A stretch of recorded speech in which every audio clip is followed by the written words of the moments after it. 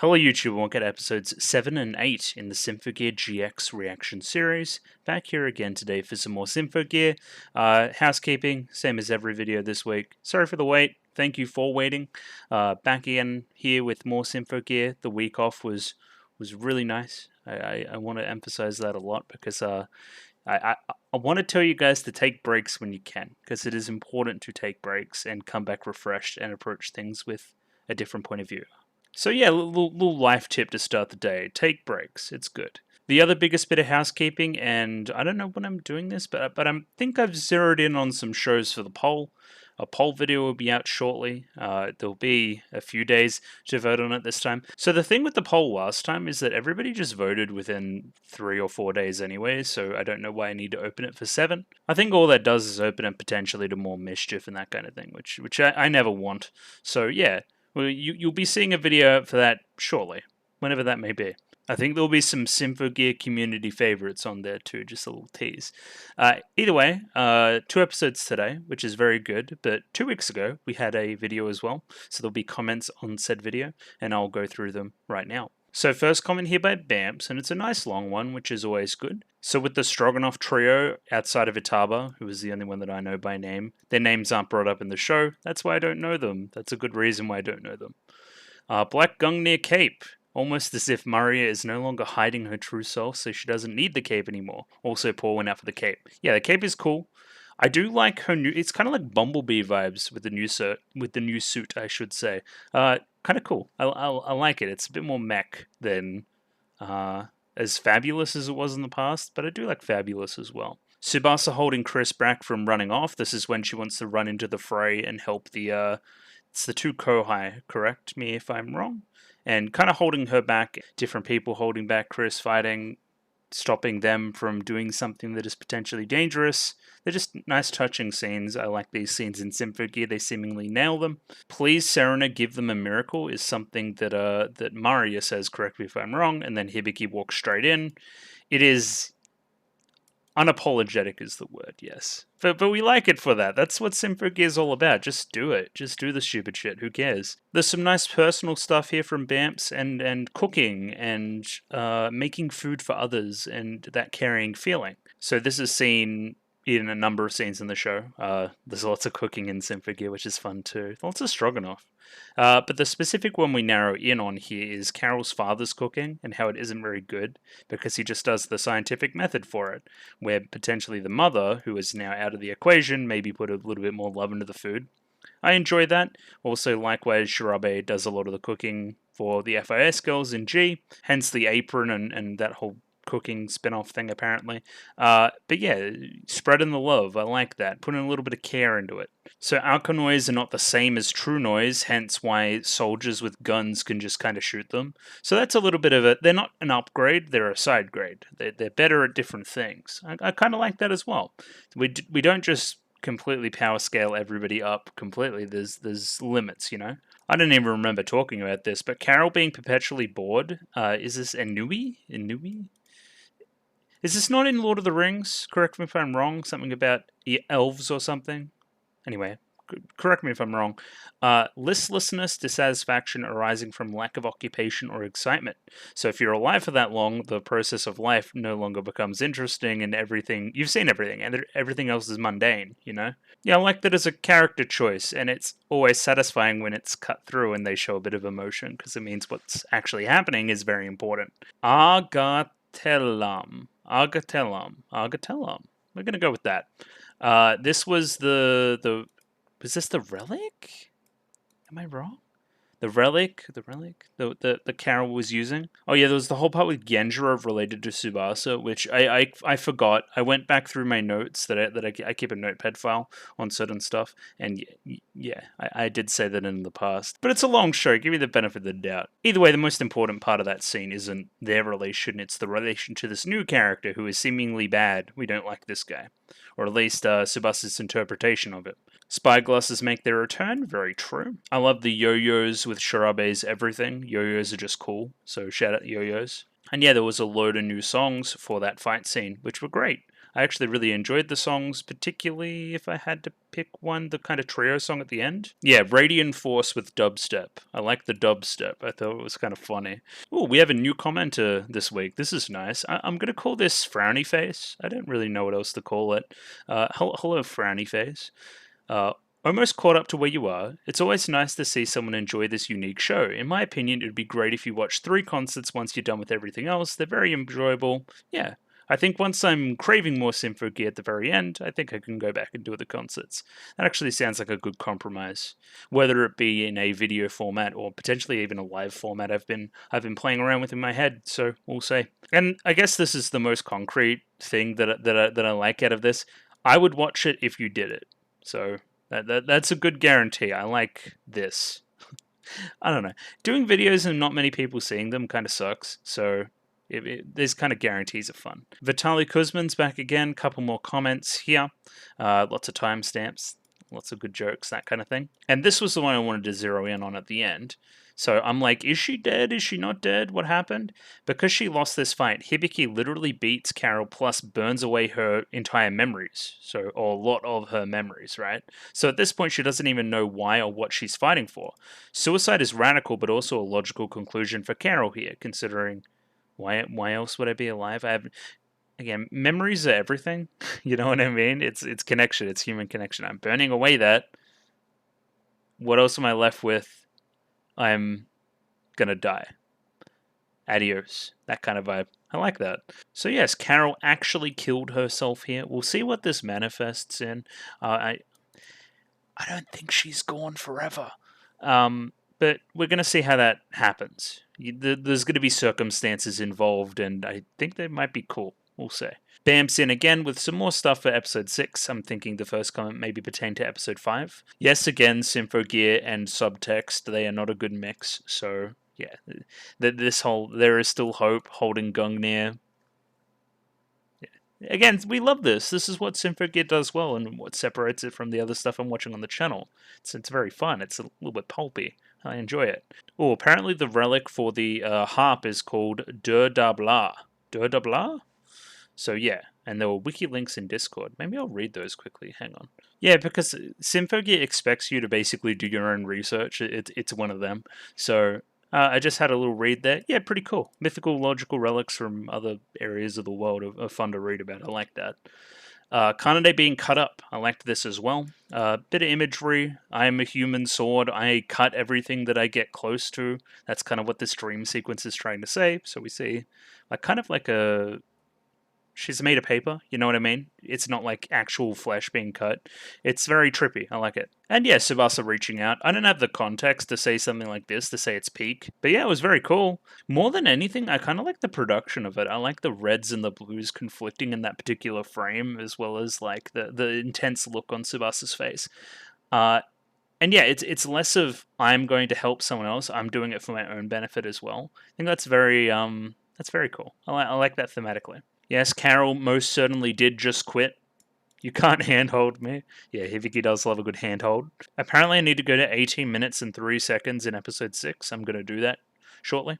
Oh my god, it was just ass. There was full on, you know, in my face from Hibiki. I mean, it is her appeal point, or whatever that image says. Put it up here. That's pretty funny. Thanks for the time code, Shinsasu. Thank you. Ray Shadow here with the next comment. The show technically doesn't expect people to look stuff up on Wikipedia, but yeah, there are keywords associated with each season, of course. So she doesn't use magic, it's alchemy. I was told the two were interchangeable, apparently not. Yeah, I did like the dad cosplaying Bloodborne, that was good. Carol's big and small voice, same voice actress. This is like the standard. That's how good Japanese VAs are. They just do shit like this. So this here is interesting as well. Seemingly we're diving into different trauma. That would have been my interpretation. Because Ray Shadow argues that we don't delve into the trauma because she's already been shown how to beat that by Miku and everything else. And the show up to this point has kind of been about Hibiki's trauma already. Or... like lots of different stuff, right? And there's been lots of different examples of how to overcome hardships and come out on the other side. In that way, we're just getting through it quicker because we've done it before. That's just natural. But clearly, from a screenwriting point of view, clearly there's a setup with the dad. Like, that needs to be resolved for the tension to be released. For for stuff to make sense. So we'll see. Maybe there's something else with the dad. I don't know. I feel like there's some... Hibiki can't just be perfect. She still needs some more stuff to go on with her character. You know what I mean? So we'll keep an eye on it for sure. More stuff about Linka, which is cool. So the Faust robe, we've seen something like this before with Nehushtan. It isn't technically a relic, they can just kind of be used. Isn't it like relic fragments and complete relics? Something like that? And yes, last little bit here, raining on my parade a little bit, so boo. I want them to be gayer. Seraph Armoros here with the next one. There's a little bit of red tape here with Song, UN, so they need Japanese permission to get to the power grid, even though they are technically Japanese. So that's why Genjiro needs to go to the brother. That's kind of the justification there. Good. Somebody isn't blaming me for not remembering. That's nice. Yeah, it was briefly mentioned and not really brought up again after that, hence why I forgot. And Dur Dabla means the Oak of Two Blossoms, and it's in Irish mythology, seemingly a bit of an Irish theme going on with a few things in this season, which is nice. And I'm not even going to attempt to do any of this, because isn't Irish notoriously hard to say? I'm not even... Look at this. Because you don't say nah, it'd be something else. You know what I mean? And last comment here by Kasogtha, and I think it's a long one? Yeah. Had the extra week to type it out. So yeah, Hibiki is good at dying and coming back to life again, but she did tell Genjiro back in G that she would come back alive even if it kills her, so that's fun. I do like the super gay spy mission to get the drug, to get the linker. I thought that was quite good. It was a good scene in episode 5, I believe. So delving into... This is almost like lore stuff. Like, Ver made better linker, because we remember Kanade with the linker, and it looked pretty fucking bad. So that was old Model K linker, and now our stuff is a little bit better. Model Kanade too, that's nice. Again, explaining the Alkanoids thing, I like this though. Carol traded their phasing defense for a broader disintegrative offense, so equivalent exchange alchemy. I think that's pretty cool. So the flashbacks of Carol and her father are a little bit obvious, but I actually really enjoy them. There's something about them that are just soothing. Again, Kasogtha says they're good for the soul. I agree with that. Yes, they did give the Saw Girl some yo-yos. Yo-yos are cool. I like yo-yos. Between Mika and Carol's comments here and Elf9 in episode 2, we actually get a canonical power ranking for the girls. So we'll have a read here. Hibiki. That was pretty obvious. We like Hibiki. Chris has tremendous output, greatest actual destructive capability. We've seen this. She sings about like shooting guns and stuff and shoots a bunch of guns. That seems pretty destructive. Tsubasa has really good skills. That's nice. Then Maria, then Kirika, then Shirabe. Shirabe's still cool. She's still cool. She's got yo-yos. She's cool. Yeah, this tracks from what I've seen in the show for sure, I think. I don't know how you get this distinction, because they seem pretty similar, but sure. With this put into context like this, it makes season 2 even weirder. Like, they've clearly got the better team. Like, why didn't they just wipe the floor with them? I don't know. Shirabe pops off defending Kirika at the end of episode 5, like, VA work-wise as well.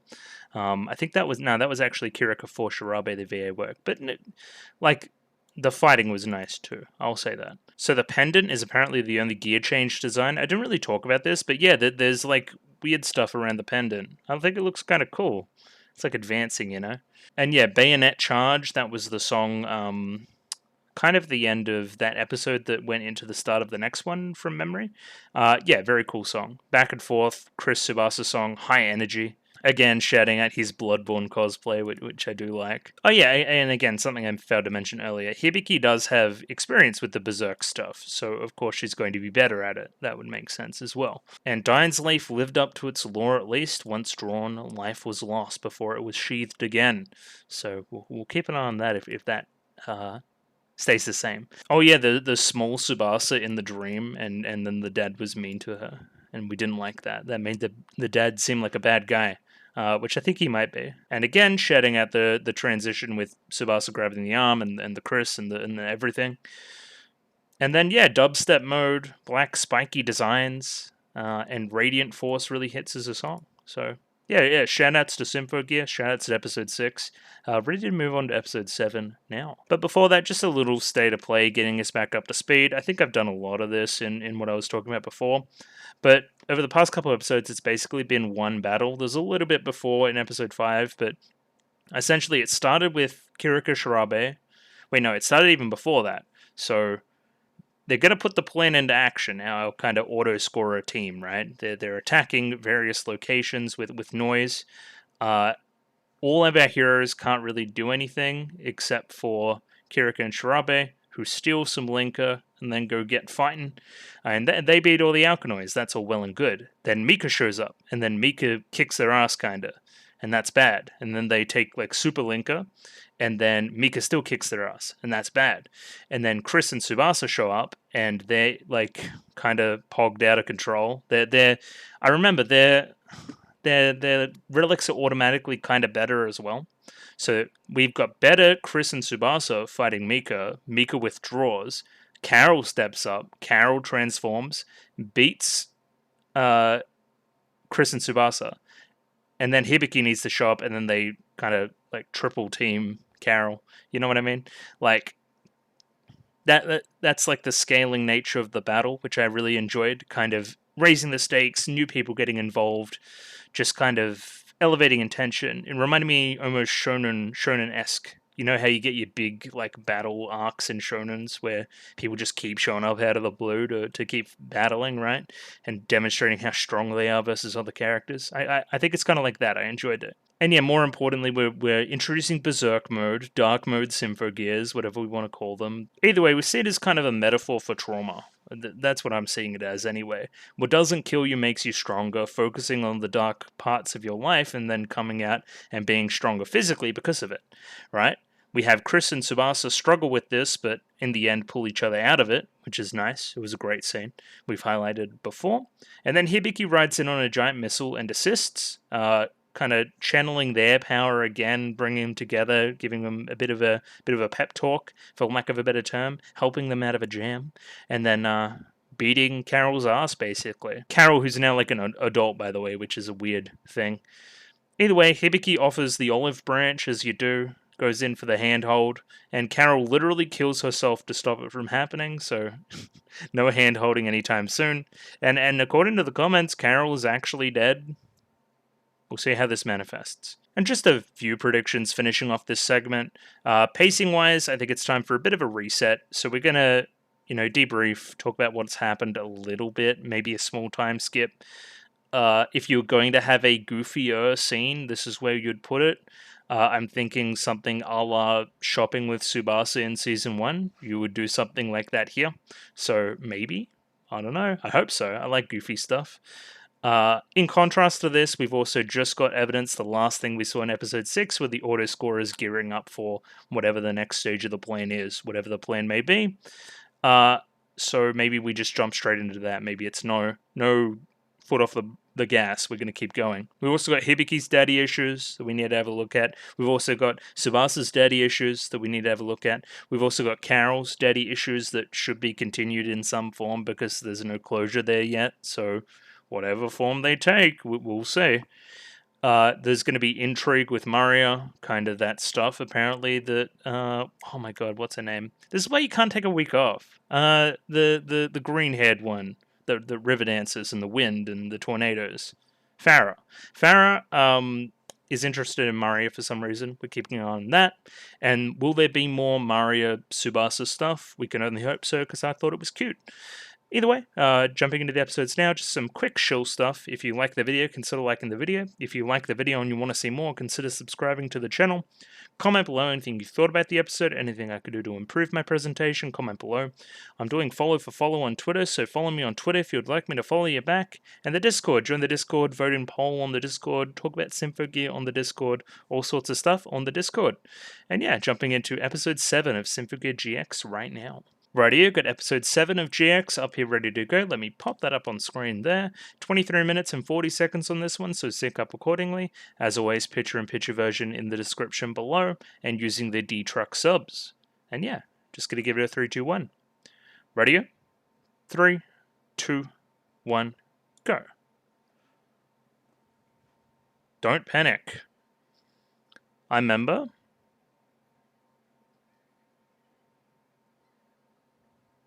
This should have come with a warning? Yes, indeed. But how does this link into what we just saw before?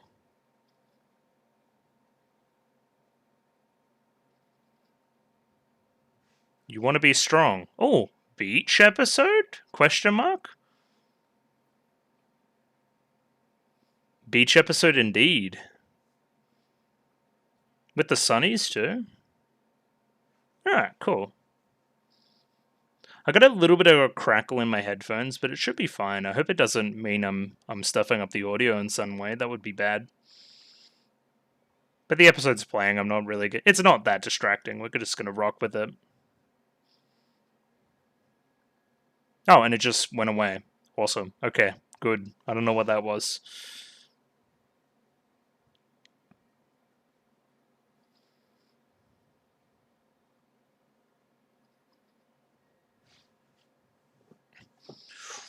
Whoa. I hurt my foot at work. It's quite sore. And I just stood on it wrong. How do you stand on your own foot while sitting down? Don't ask me. How am I supposed to know?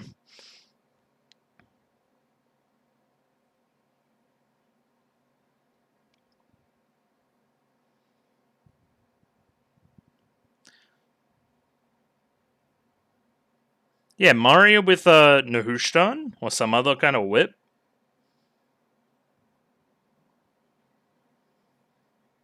Carol is dead? Question mark. Lots of ideas. Lots of stuff to look for.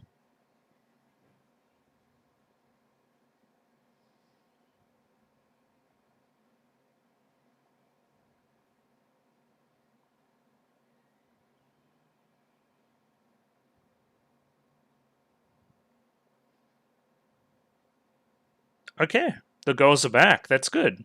Thanks, Elf9. Okay, they've got the Ignite too. So I'm going to dive into their trauma a little bit. Oh. Oh, yeah, okay. So that's Serena's relic, right? Wow. Okay, this is a revelation. Okay, Genjiro. Special training. At the beach. Remember when I said, like, if we were going to do something goofier, we would do it here? How gay is this going to be? We're going to need to say.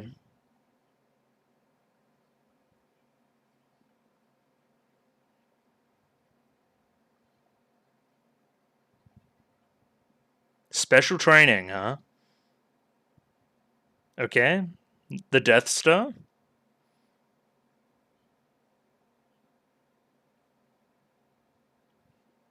The photosphere, of course. It's a Death Star.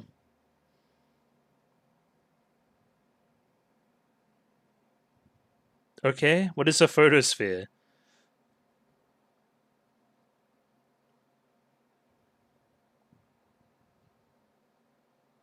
What is this going to be? Bit of volleyball? Is it? Or are they just fighting? The recreation. Okay, yeah, it is. Yeah, maybe don't get Elf9 on the serve. She's also, like, tiny. This feels OVA-esque. They're kind of going out of control. Well, not out of control. You know what I mean. Okay, that was out of control.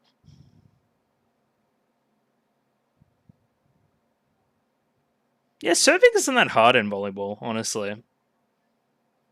For me, it's the spiking. I could never get it.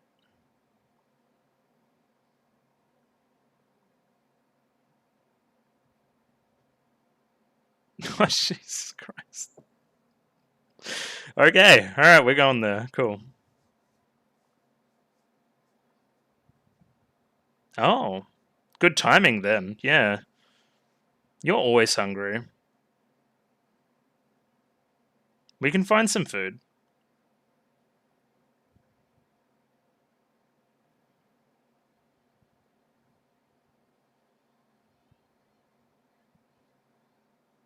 Who's going for the food run? Scissors? Scissors again? Rock, rock, rock.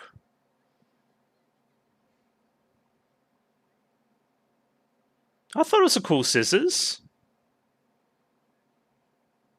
Okay. The pun.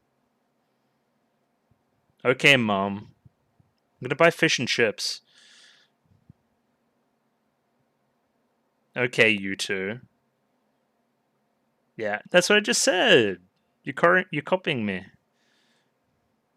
Level Upple? That's terrible.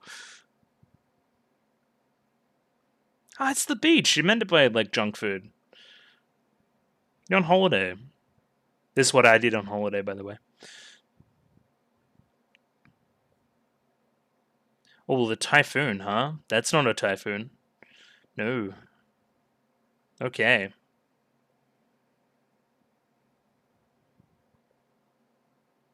Okay. Just ignore that. That was like a confession.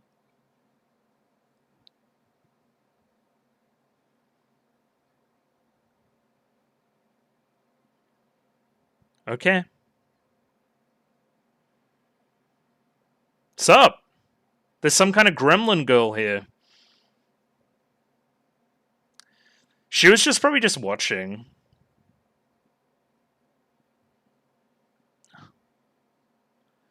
Okay, is this gonna change? I'm not familiar enough with the first one to tell you.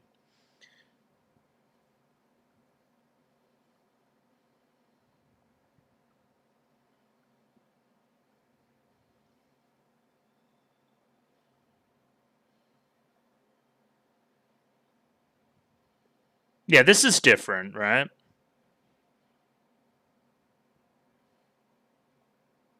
What are we looking like, Chris? Yeah, that's different? Anyway, doesn't matter. I wonder what the time skip was like between that and this. Oh. She's seemingly getting her ass handed to her. What is this shot?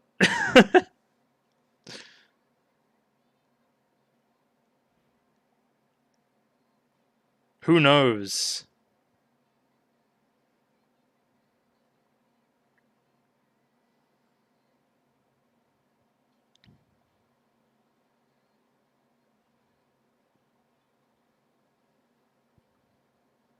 She's doing spinning. Well, that was great. Oh, the kids love it.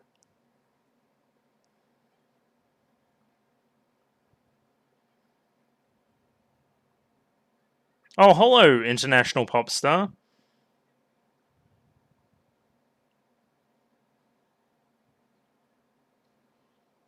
Okay, thanks. Thanks, Subasa. I don't know.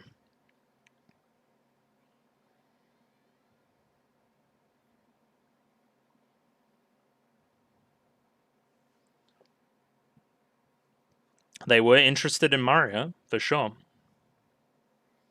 Is this a bad time to say I've had a beer? Maybe that's why I'm, like, speaking so weird. Oh. Yes. New relic. Relic Punchu. Oh, the music. What? No full sequence?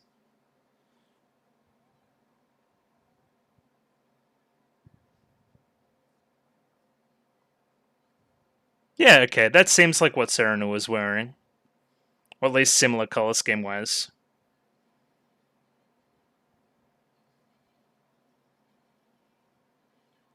Okay, so she was never using the Hushdan or whatever the hell. She had a separate whip on this new relic that she is using. Oh, if I can talk.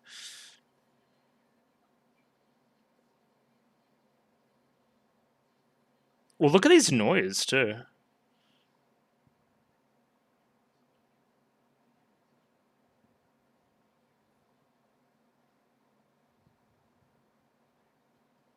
Oh, this song's got... I like the strings in it.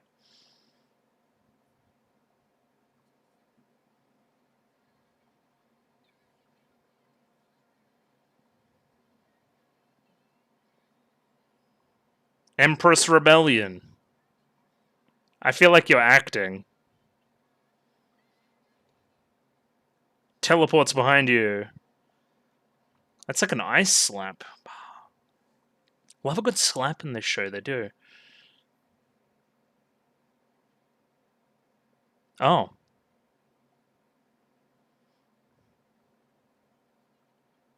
I don't know if that's a good idea. I don't think this is a good idea at all. You are not the most emotionally stable person in the show.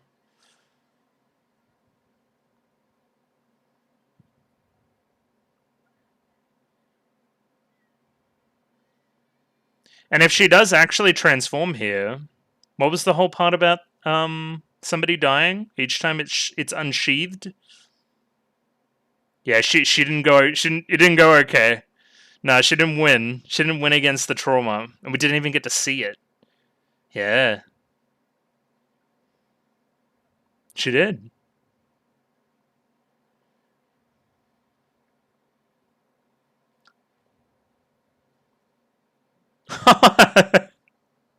The pirouettes.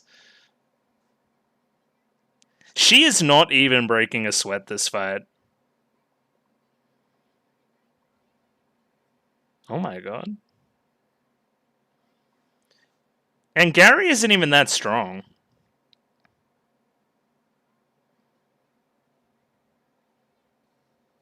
Through desperation alone. Alright, bye. That was a strange old scene. What did we accomplish there? Was she actually just playing around? I mean, it works from the start of the episode into this because it was the focus on Mario. What did I lose? I don't know. Sup? What are you guys doing? The poses.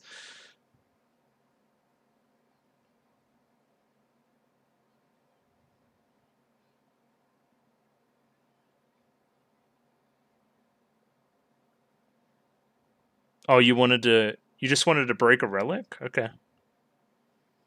Make my move soon. What is this? Okay.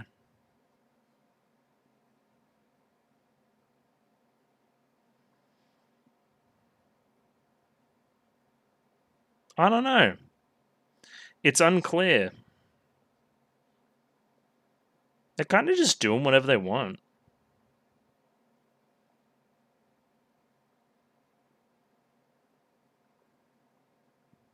Ooh, Kuro.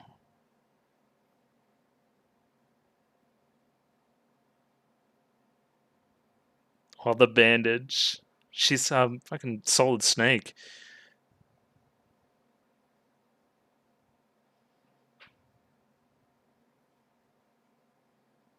Yes, you've said that a number of times. Do you actually need to be stronger? Strength seems to be your goal. At least you're still nice. Yeah, okay. I may not have overwhelming physical strength, but I can help others gain strength through teaching.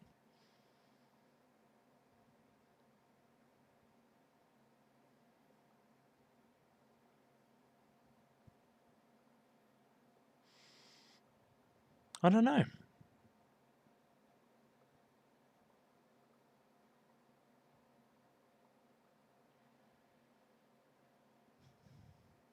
I'm back! I'm back to torment you again. Toss away the bandage.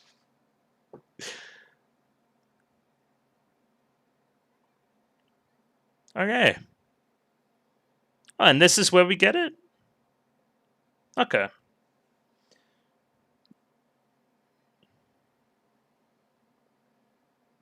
Oh, yeah, cover up that nipple.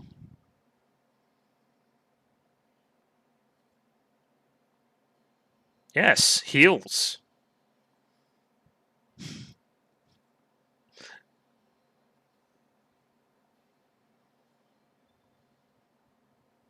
Hello? Is this a cape? No, not quite. It's just like kind of like off the hip there. Alright. I don't really know what Gary's doing here. She's just kind of playing around. But either way, it gives us a good opportunity to have another look at Maria. Oh, I see where this battle is occurring now. Okay. This is bad. This bodes poorly for our heroes. Okay. Oh, the ninja caught it. I like that. It's a distraction. Oh, you didn't catch it.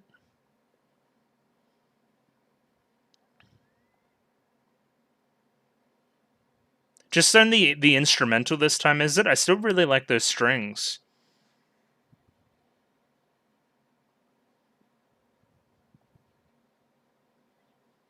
Yeah, I don't know what you've gone through between now and 5 minutes ago when you weren't strong enough.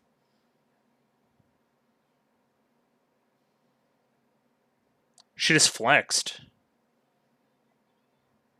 You're weak, not strong.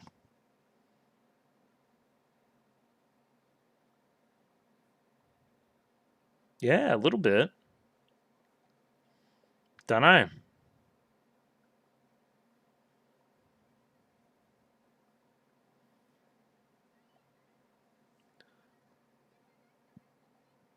Just be yourself.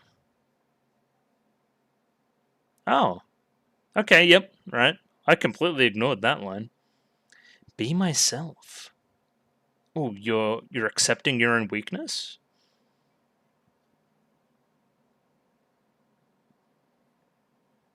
Sure.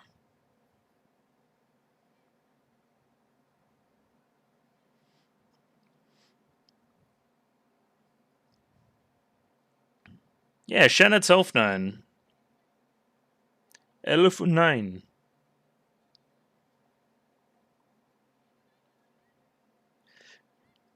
Hell yeah. Alright, we're gonna give it another go. I feel like it's going to go better. Don't try to be something you're not. Yeah, don't lie. Great.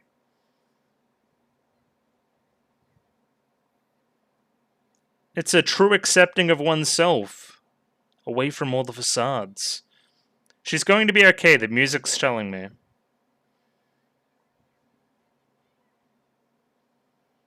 was a great line read, too. Great. Another transformation sequence.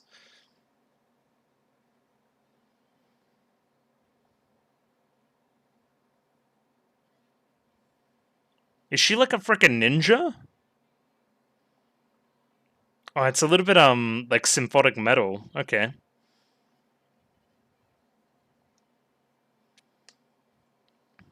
I would need to have a look later, but I wonder if this is a extension of the song from before. Whoa! Okay. No, she's alright. Yeah, shoot it with your gun.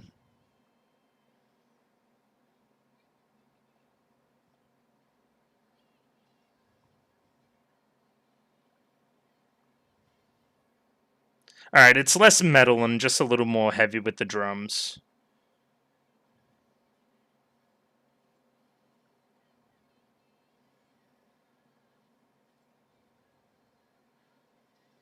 Oh!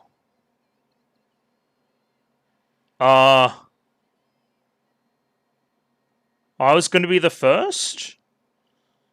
The first? Oh. Yeah, you did. Because you also... Okay, again. I unsheathed the blade. But I can't... No, they wouldn't kill Gary that unceremoniously. She's a little gremlin. She's not going out like that.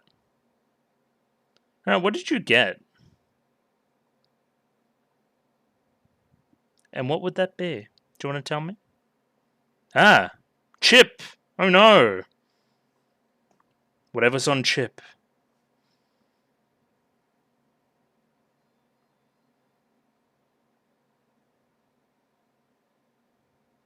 Yeah, cool. I imagined something like that would happen. I thought it would retract or something. All right, some more summer vibes. Okay.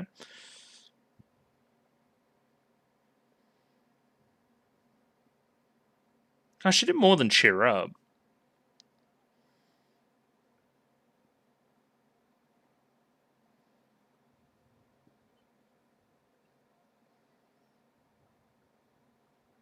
Why are you always so hungry? Yeah.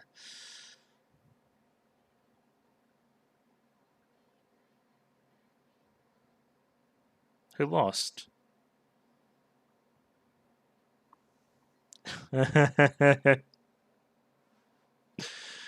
Of course you would. Yeah, especially if I'm holding one of your hands. Alright, back to level upple. Still a terrible pun. What do you say?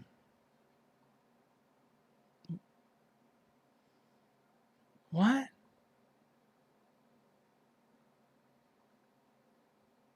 What? Who are you?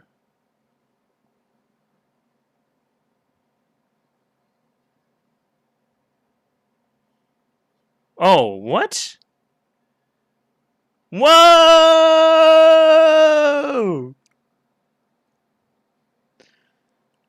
Hidden in plain sight, huh? He seems like a nice guy. Huh.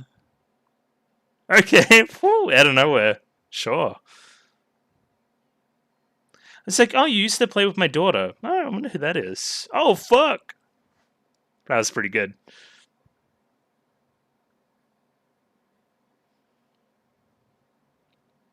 I was wondering what we were going to do with that scene, right? Because I knew we were close to the end of the episode. And I wonder what could have changed there. I think they held that for just the right time for that to be surprising. That was a good moment. I like that. And yeah, the scene early in the show where he's just like, obviously a character for some reason, but not in it for too long for it not to make sense. That's good stuff. That's good stuff. But what happened? Mario went through a very quick little arc. I think more in service of progressing the villain's plan than her own character progress. But it's nice that she accepted herself. That's always good as a theme. A couple of songs there. Correct me if I'm wrong. And yeah, Gary is cocked it. She's dead. And we've got some kind of chip. Somebody got a chip, Farah, and we're going to see what happens from there. Radio jumping into a little bit of analysis on that episode right now. So yeah, up until that point, I was going to be relatively critical of the episode. Like, it's still good. I just think it's very rushed. And I don't think they fulfill their end of the beach episode bargain as well as the Mario character development bargain. It feels like a very notable point where the character progress has gone too fast. Of course, the stuff with Murray isn't done. The stuff with the auto score isn't done. Maybe even this beach type setting isn't done, right? I shouldn't be too critical of it there, but it just felt like, yeah, the pacing got the better of it. Before the ending, I think the ending does a lot for the episode, and it's kind of lulling into a sense of security. I think that's good. It was a relatively funny episode. I think there's some good gags here. I like the gang just hanging out. It's more the slice of lifey stuff that I hoped the show would go into. Again, I understand the reasons for it not being there, but I'm still a slice of life head. I enjoy it. Yeah, and we do get a good fair chunk here. I just think that we're trying to do a little bit much at once. But aesthetically, I think it's really cool, the episode. I like the fights. I like the fights a lot. I like the way they're animating Gary. Just graceful, like not a bead of sweat on her, doing everything with ease. And some really creative transitions for her movement and that kind of stuff. And I really liked that. The character design changes for Mario are pretty nice. I like them. Especially, I really enjoy the dark mode version of that gear. I think it's good. But yeah, I guess I'll talk more about the big reveal at the end once we get to it and my kind of theories there. But other than that, good episode. I have some criticisms, but yeah, good. awkward. So you know from this first little bit here that the episode's going to be about Maria. They do this a lot in kind of these one-off-ish episodes where they'll start with a thesis statement and then take that to its logical extreme. So when she's saying stuff like "don't panic," that's her lying to herself, right? Lying to herself as well as everybody else, and then there's the whole Fine element on top of that in this scene. And yeah, I don't need to lie to myself anymore. I don't need to lie to those around me anymore. I need to be myself, focus on my own strengths, that kind of thing. And once I do that, I achieve peace within myself and can go to this higher plane and use this kind of trauma that I've built up to this point and flip it. And it makes me more powerful. I like that. So in this pursuit of the strength to help others and you know, increase her own power, these kind of vibes, right? She's forgotten herself, her own internal qualities, and the ease of which, right? And that's led to some kind of balance metaphor there, right? Well, you should always be like aspiring to be something greater than yourself, but again, you may lose yourself along the way. And then you see the swimsuits, and you're like, oh, I know the direction this episode's going. Very cool. I like it. I like the color coding. I think that's cute. And then we see where the episode's really going. I thought it was going to be really bad. It wasn't that bad. And bad is relative. It's a beach episode. You get what you came for, right? I'm more focused on the glasses. I think they're kind of fabulous. Looks like a movie star. So this happens very quickly. Elf9 has improved the capabilities of basically everybody's relics now and installed Ignite mode. So you can use the Ignite mode when you want. Kirika and Shirabe, a little bit of a setup. That will happen at some point. And we'll dive into them a little bit. And Maria, you've got a new relic. Well, new. You've always had it, right? But I fixed Serena's relic. Again, I'm going to get that... somebody had a way to say it. Argatellam. Argatellam. I'm going to go with that. Argatellam. Yeah, that is Serena's relic. And it's completely functional now. Maria, we've solved the crisis of you no longer having a relic and being able to help people like that. And this is tying into our whole power thing. Maybe that's why she dives in too quick with this new relic. She doesn't get used to it and that kind of thing, right? Maybe that's another reason why she gets her ass beat so quickly. We didn't dive into as much as I thought we would the Serena implications here, right? Using Serena's relic, how that would make you feel. Again, maybe that stuff's coming a little bit more. It was definitely there subtextually, but not that Symphogear has a good track record with subtext. But yeah, I mean, maybe there's some lines I missed, we'll say. I can wield Serena's legacy once more. I want to use this light to make myself stronger. I'm gonna circle that word again. And we're gonna count how many times it shows up. Actually, other pen. The red one's better. Oh, and I should get myself out of the way. Look, I was drawing. Very cool. Genjiro suggests a special training session now that they've improved their strength, or regained their strength, I should say. And essentially, I don't know what the actual premise was. Maybe it's relevant to what Farah actually got. Let me have a read here. So we need to pick up some research data from the Heretical Technology Lab in Tsukuba, right? Scuba? Maybe not. Either way, the girls are having fun on screen right now, I should say. They're clearly doing the beach episode thing. Splashing around in the water. Chris is having a grand old time here. But yeah, heretical technology. That has something to do with what Farah gained, maybe. Also, along with this this photography ball. What was it called? We'll say. Yeah, we should take this opportunity to steal our bodies and souls. Bodies. Yes, indeed. The photosphere. That's what we're calling it. Okay, so Mom got some data from the heretical technology that was in the frontier, right? And then we've modeled something off that, and it's called the photosphere. And apparently the real thing, this is just a model, is approximately 40 million times the size of this model. It's basically a planet. Very cool. I don't know how this is relevant. What were we doing? An apocalypse of all creation? How is this going to impact that? We'll see. This almost looks like the world, right? Because this is like Africa and Madagascar, and then this is Europe up here and Asia over here, right? Was this just... What is going on? I don't know. And that's a very quick scene, which is essentially our only larger contextual stuff this episode. Besides what happens with Gary and Farah, I guess. A lot more of the episode leans, again, slice of lifey and Tsubasa going through some shit. not Tsubasa, Maria. So I don't know how these teams got selected, but it's seemingly Chris and Tsubasa versus Maria and Elf9. Surely you could get a better ringer than Elf9.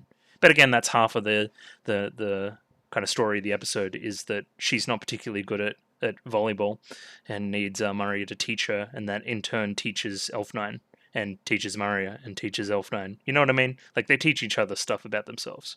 And big old whiff. Oh no. Why can't I do it? Theoretically, I know how to do it, I just can't execute. And then don't focus as much on the theory, right? Don't focus as much on the textbook definition of blank, of volleyball. Just be yourself. I will say that they bury the lead here with this scene, because the boobs are kind of going everywhere. So it kind of took my mind off the actual dialogue. But even a weak serve is enough to get the ball moving. Yes, just be yourself. So underarm, kind of like a AFL handball. I'm not sure how many of you know what AFL is, but I digress. You don't need to follow the pros. Your own strength is your own strength. I'm warming to this metaphor, I think. I'm almost censoring this one myself, but yeah, this was a very aggressive frame for sure. Like, calm down. So, important piece of context here is that a typhoon rolled through here yesterday. Again, maybe justifying a lot of the destruction that we saw. But also, if a typhoon rolled through yesterday, there's wind and water, Farah, Gary, right? That would make sense. And then the hunger suggestion, certain people lose the thing and then they have to go get the food. So these two pick scissors, and Tsubasa picks scissors, but does it like kind of weird. And then I like the joke later where Hibiki's done rock, which is a fist, which she is wont to do. And she wavers from the fist in the end, and that's why she runs into some trouble. I think that's cute. And then Maria gives Tsubasa the glasses and then gives a smile and says, "You're a celebrity." So cover yourself up. And yeah, I'm getting mom vibes, again, telling the Kirika and Shirabe not to eat junk food as well. I even said it in the moment. Cute. Again, like, Symphogear thrives here. Symphogear thrives on the interpersonal stuff. Like, this is good. I don't get level upple at all. That is terrible. That is terrible pun, even in its translated form. Oh god, level upple. Ugh, Christ. Cool, we start to notice some weird stuff. This was probably a pretty good indicator that it wasn't just a natural typhoon, that the auto-scorers may be around. Especially maybe Gary. Oh, and who's that hiding in plain sight? I think that may be our Hibiki dad. This scene to me is very funny too. Coming to the beach with you, always like a dream come true. Okay, I misread it. Okay. Alright. Imagine this, but cut out this word. Right? Coming to the beach with you is like a dream come true to me. I thought that's what it said. I thought this was basically a confession, and then Hibiki just brushed her off. I thought that was very funny. But yes, less funny in practice. The music's completely changed the tone here as well. Elf9 mentions that, hey, you should really practice with Ignite mode before you use it. Again, this is a larger setup for Maria's failings this episode. Cool, Gary shows up, Chris jumps into the fray, and transforms to go help. This feels like a different sequence, but again, I would have to watch the other one. I'm not too familiar with it. Again, that week off is killer. I've learned that from the other videos this week, just for remembering stuff. But it is definitely a Symphogear GX transformation sequence in that, yes, it is provocative, one may say. And yeah, these different elements, I guess, fragments of the relic are generating the gear. One thing I really liked about this performance is that it gets interrupted by her getting hit in the face like twice, and the line just gets cut off. Very cute. Yeah, really taking advantage of this new recording technique. Yeah, we've got bullets just for you at a discount price. You can get it cheap because... And then stopped, right? Teleports behind you.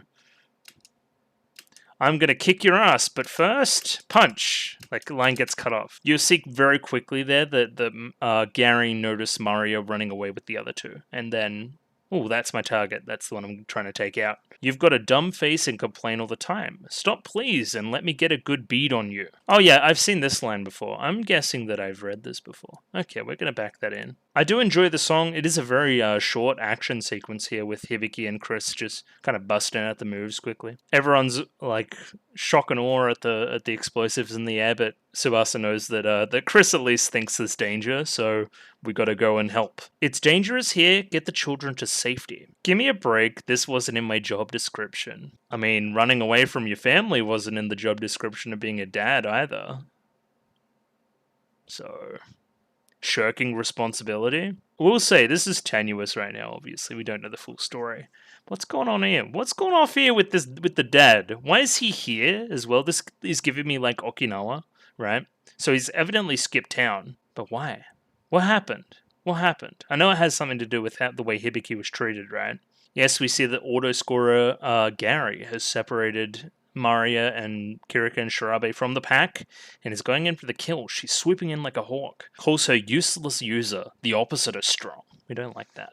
I've had enough of chasing after you. And then she starts to sing. She sings kind of a different tune than she was singing last season, of course, because it's a different relic.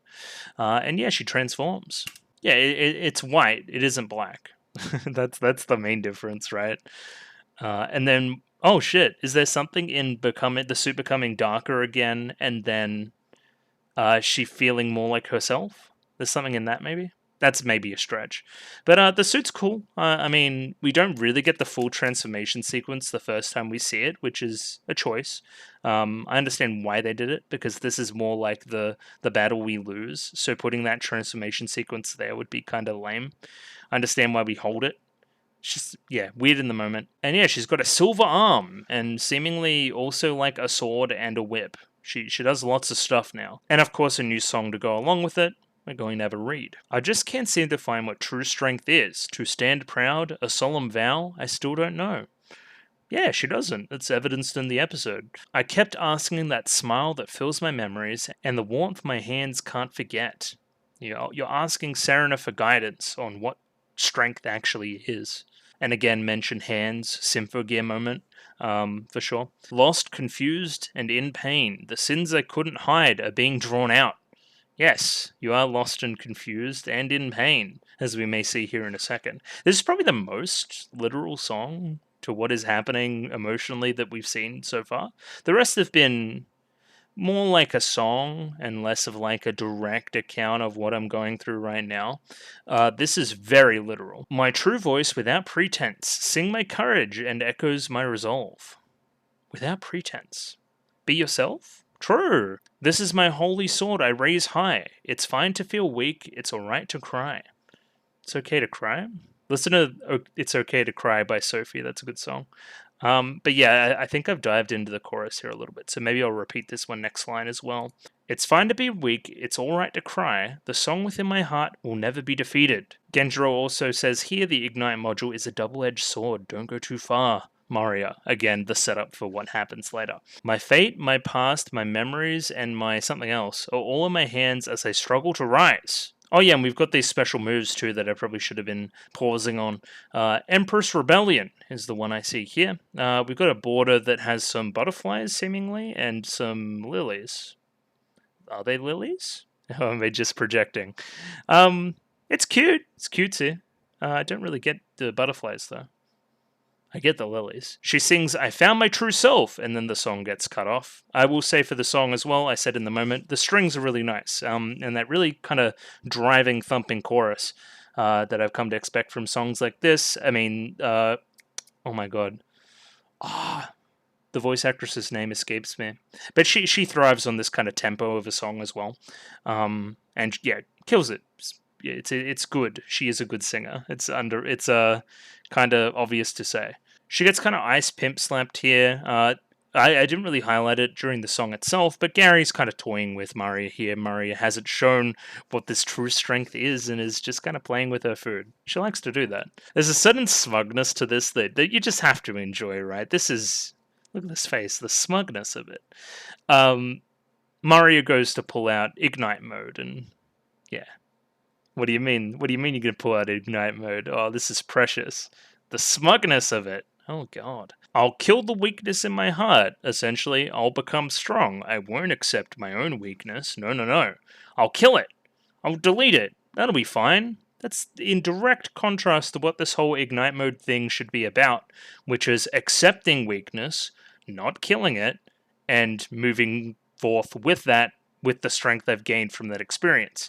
Kind of relate this to what Carol did with the memories, right?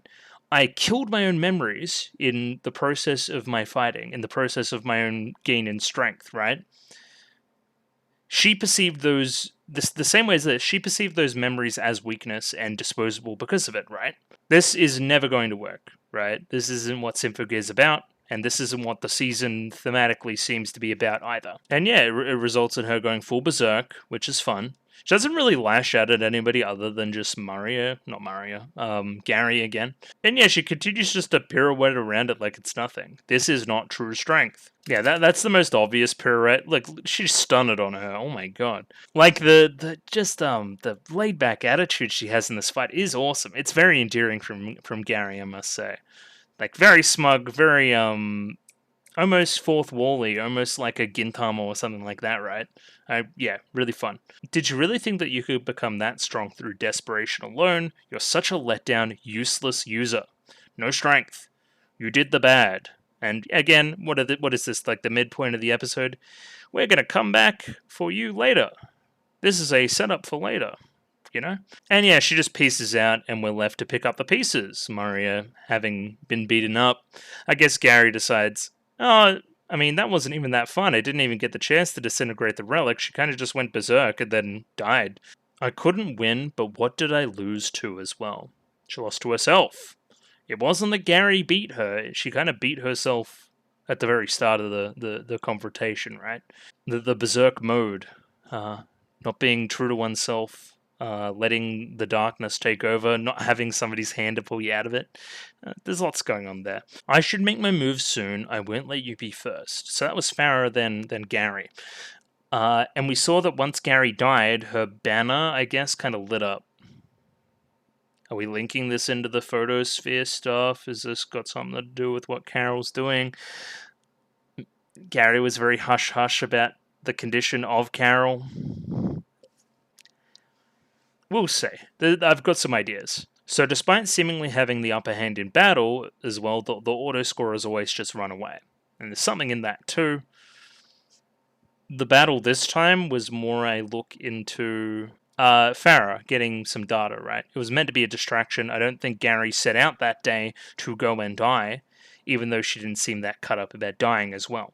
The girls are a bit worried about Maria, and we see this scene between Maria and Elf9, where Elf9 kind of explains some stuff. For now, I will shout at the bandage, eye patch, scar on face. Any number of these things can make your character look cool. And they've chosen one here very well.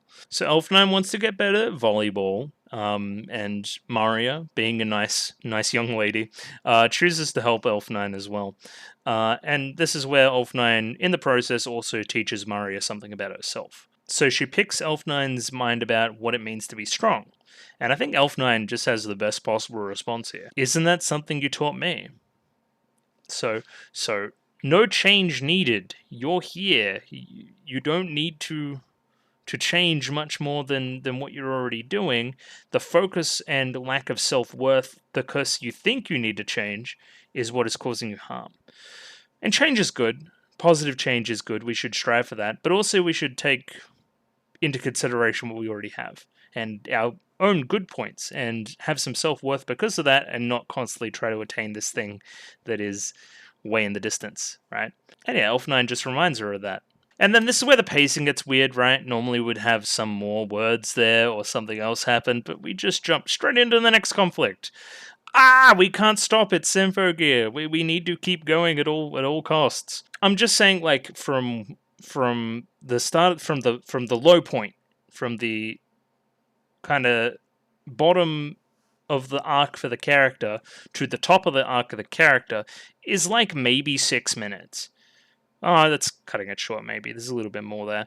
But it's just very fast. And I don't know how many other ways to say it for Symphogear. And this is where we get our full transformation sequence for Maria into the Agatlam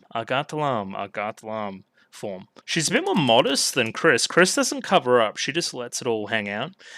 Where Maria is a little bit more modest. I like that. It's almost like wire in the back that's making all the stuff of the gear onto her body. I like that. So what is it? It's like one arm's got a knife here.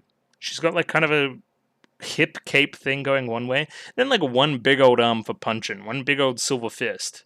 That knife as well also turns into a bit of a whip there, you saw for a second. So we also see Farah here become invisible, go infiltrate some stuff. I like the scene where Ogawa almost catches her. I think that's a nice little bit of the ninja lore coming through. I think that's cool. Either way, we hear an instrumental of the song playing earlier play as she just slaughters a few noise as well, that being Maria. So the same thing happens again, where she gets defeated, she gets kind of frozen, and then she breaks out. And then what are we going to do? We're going to reach for the ignite mode again. We got to try, right? You're far too weak to use that power, I would think. Maria panics, but she thinks back to Elf9's words from very, very recently. Isn't that something you taught me? You have it within yourself already, so with that knowledge, give it a go. So Elf9 made me realize that I might be weak, I might never get stronger, but I'll still be myself in the process. And being yourself is important. And having a strong sense of self and focusing on your areas of strength instead of focusing on your areas of weakness. What you can do and not what you can't do. Yeah, and that's our big triumphant moment for the episode. Elf9, listen closely, this is an ode to your courage. Ignite module, I should say. Unsheath. I just get a mirroring of shots there from the last time she did this episode as well, showing that the circumstances are the same, the mindset is just different. And this is where I think it gains some traction too, is that you think back through the rest of the story and all the stupid lies that Maria spouted to become stronger or to justify things and blah, blah, blah, blah. See Season 2, for examples. I never should have done that. I should have accepted myself and, the situation and everything else and not relied on old Creepy in the background here. Let me show him. Boo! Yeah. And yeah, she finally breaks through, we hear those dubstep-ass drums, and we're ready to go again. And look, she's cool. So now looking, I thought the weapon and the fist were way different, but no, they're the same. It's just really the color change again, a little bit more spiky, especially here, where we saw a flowing cape before. This is a little bit more of an edged thing. My silver left arm wields my love, I tear apart the evil and give rise to hope. Yeah, again, the whole silver arm Serena thing. And then look at this line. Oh my god. Weakness is strength? At least try to make sense. Like, way to not get it. I seek my path and show the world my weakness, even if one day I will fall to my knees. My heart and my dreams, I'll never let them be tainted, never. This is where we're getting kind of creative with the Gary stuff and her moving around the scene, which I like. It's fine to be weak, and even if my fists are nothing special, I can still punch with all my might. And that is what she does. Beats Gary up, puts her in a freaking body bag. My frustration, my shame, and everything else are in my hands as I become a living flame. And she lights up. Okay, that's kind of cool. So the melody is very similar, the lyrics are different. That's what I've seen here, which is kind of reflecting the change in Maria this episode. Even if my miracle is covered in dirt, the heavens are still watching me. And hits him with that serenade. Yeah, hell yeah. This is cool. Okay, alright. Maybe this episode's okay. And then, yeah, we kind of exploded Gary there. She's donezo. Whatever that may be. I'm beginning to think there may be some trickery afoot. The transition between this scene here and the next one is kind of funny too. Like here, right? Like here, the running into there. That's kind of goofy. I like it. So the power of being myself, my strength and my weakness, together at once. But Gary proved a distraction enough for Farrah to grab the little computer chip in her mouth anyway, so we'll see what comes of that. Yeah, big old long tongue too, kind of disgusting. So yeah, Gary's thing lights up, shoots a beam, and the kind of flag thing, whatever's hanging down, changes. It becomes all alchemized. And now we lead into our kind of revelatory scene right here at the end. We're doing the summer festival kind of vibes, right? The summer kind of vacation. Got the fireworks going. Chris, of course, loves a good explosion. Should be right into this. Even kind of got like a lighter gun. It's kind of funny. Tsubasa says some weird shit. This is certainly a fulfilling training session. What are you talking about, man? Hibiki being Hibiki. Let's get some food. We see here that everybody picks scissors but Hibiki. You had to be yourself and pick paper too. This is what I get for doubting my fist. Good joke. Really good joke. And then Miku being Miku, I'll tag along as well because, I love you. We go back to Level Upple. Hibiki's having a look at all the different things you can buy from the convenience store, from the vending machine, which I'm told are extensive in Japan, of course. And then this guy comes out of the store because he works here, right? Oh, it's Miku. I know Miku. You used to play with my daughter. And then, oh shit, Hibiki. Kind of the change in the voice there from the jovial Hibiki to then was really good too. And she just kind of Naruto runs out of here, which is fair enough. Look at her, she just legged it. And yeah, this filter on it, it's about where we end off for this episode. Ready to jump into 8 very shortly. Verdict on the episode, probably better slightly upon reflection. I still don't really agree with the pacing, but I haven't really at all. It's not what I'm used to, man. I guess I should just throw my expectations out the door. This is interesting, though. I like this. This is heading in the right direction. And I think it's necessary for Maria that this episode happened the way it did as well. Again, it reminds me of the episode for Chris in season 2. The one where she performs at the school, right? I thought it was very quick, and I thought it covered something that wasn't really the zeitgeist right now, but had been brewing in the background. So Chris's want to belong and separation from everybody else, that was a season 1 thing that was resolved in episode 4 of season 2. Now Maria in season 2, her whole thing is strength and projection of strength and lying and all these kind of things, and now that's coming back here in its own separate episode. I wonder if we'll follow that structure going forward again. Yeah, it is a due episode. I'm just not agreeing with its placement or its pacing. But other than that, cool episode. I like the fan servicey kind of beachy episode parts too. I thought they were quite endearing. And yeah, moving on to episode 8 now, where we are seemingly diving into some daddy issues. Rightio, got episode 8 of Symphogear GX up here ready to go. Let me pop that up on screen there. I've got this first frame here. Seemingly we're back at Lydian, which is interesting. And yeah, just going to give it a 3, 2, 1. Rightio. 3, 2, 1, go. Okay. What are we up to here, Vicky? Are we not talking about it? What do you mean?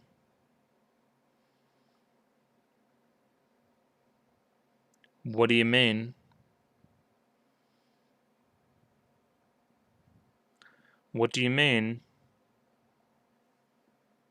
The right episode, question mark? It is. Okay, then Hibiki's just lying, right? Alright. Cool. A little bit of a time skip. We don't really get to see what happened there. Oh, I've still got Thingo open too. Hang on. Maybe just this for 1 second. Yeah.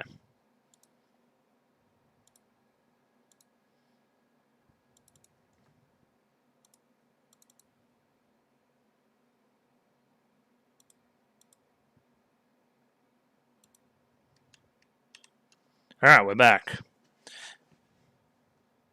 Not that it really mattered, I just kind of had the little writing tool still open in the corner. I like how Tsubasa rides the motorbike there, it's pretty sick. I wonder where we're going now? I would imagine there would be more fighting, more songs this episode, but I don't see how and where. A more auto scorer is going to die? Are we going to channel that through Ignite mode again?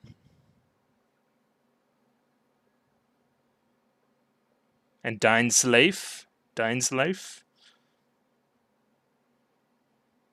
Exterminate! That's some cool animation on Mika there.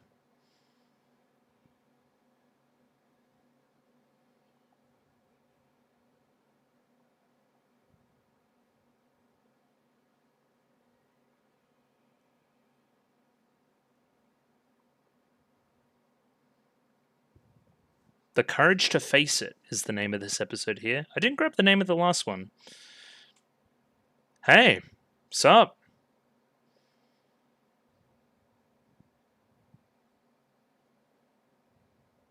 I remember. It was me.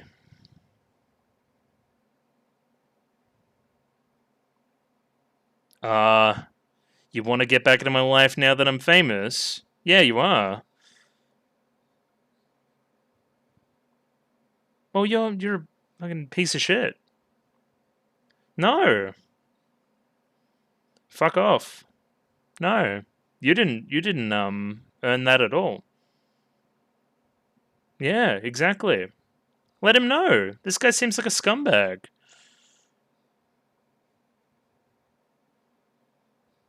Nah, time doesn't heal all wounds.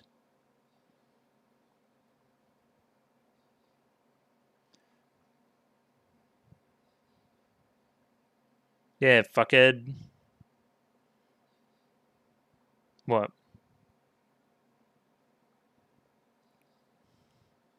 Yeah, this guy sucks.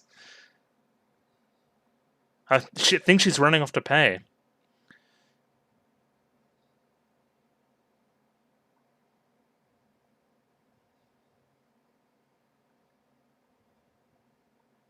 Yeah, this guy sucks.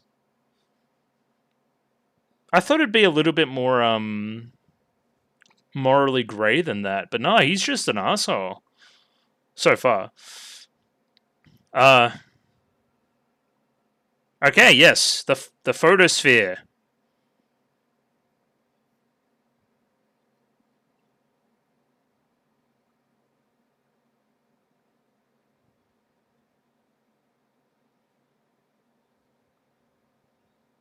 Oh, is this like a map of Leylands or something? Oh, really?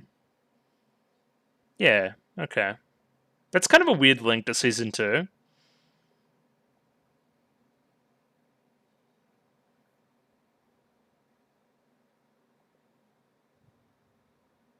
What? Little sister? I would imagine that that's likely happening very soon, based on the structure of the season. What are you doing? Just kind of like... Coffee's yummy! Stop being a baby.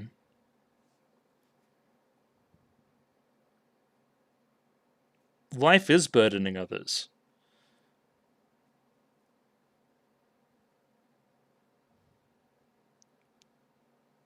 Ah, cute metaphor too. But sometimes it's okay to lean on others, and we each have different strengths and weaknesses.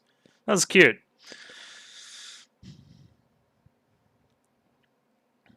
Okay. Utility conduits. Oh, weird. It's a theme of power through this season 2 a lot.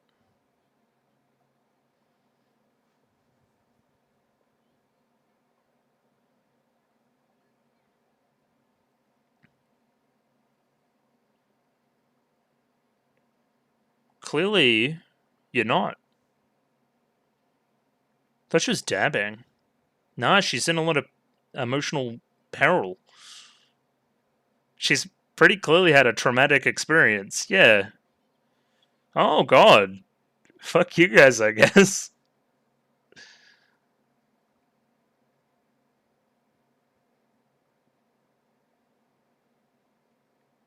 I like this. The lash out and then the apology.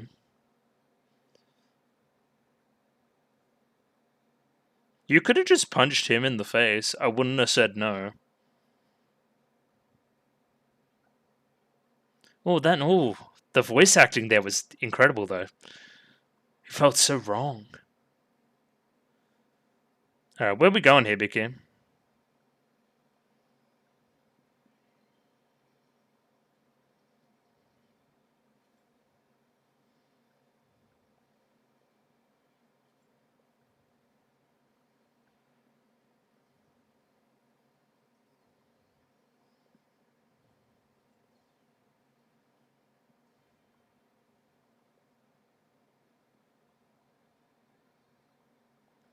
Yeah. Kung Fu Hamster.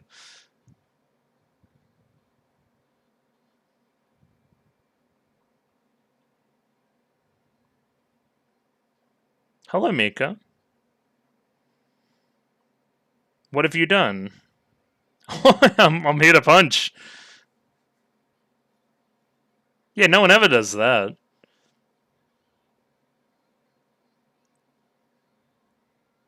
Oh, great. Yeah, she's clearly emotionally unstable.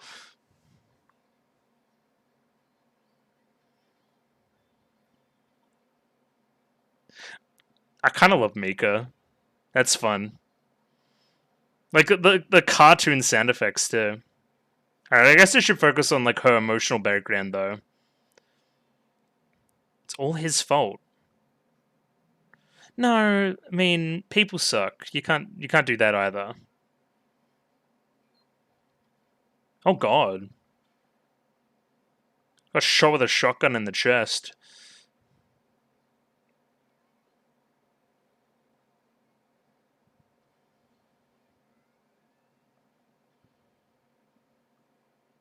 Guess they're dead. I'm guessing an intervention. Yep. Thanks, Shirabe.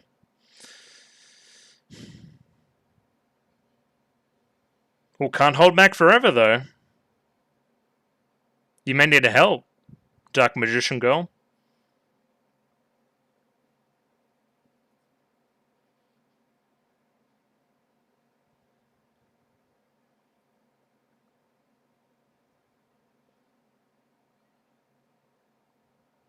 Ooh, the song. Excuse me? Oh, I feel what she felt back then. Oh, are you emotionally stable enough? What is this? Force Ghost.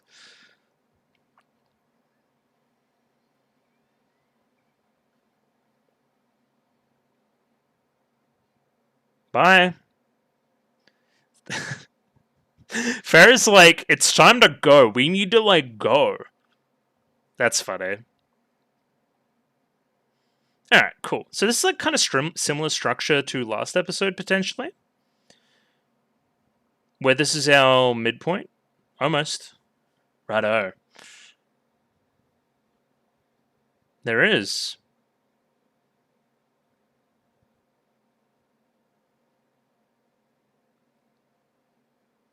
What was it? What happened? Oh, Hibika's in a hospital bed. Haven't seen that before.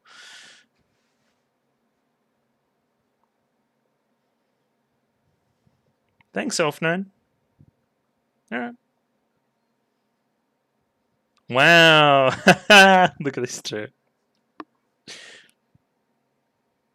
Oh. Oh, it's so like over nothing too.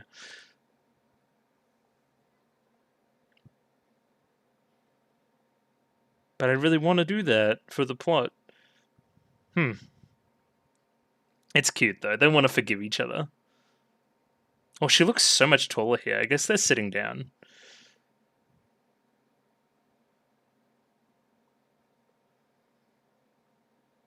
Yeah, I'm kind of going through it right now, you guys. He's kind of a scumbag. Maybe he was just always kind of an asshole. Yeah. Men suck. It's true.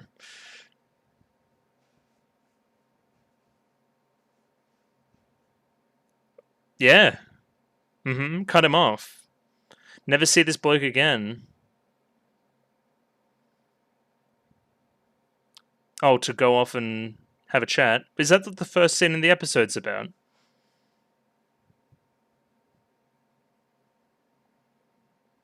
She is killing it, VA-wise. Oh, the line reads. Hello?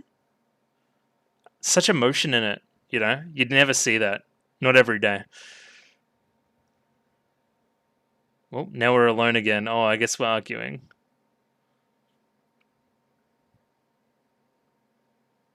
Model K?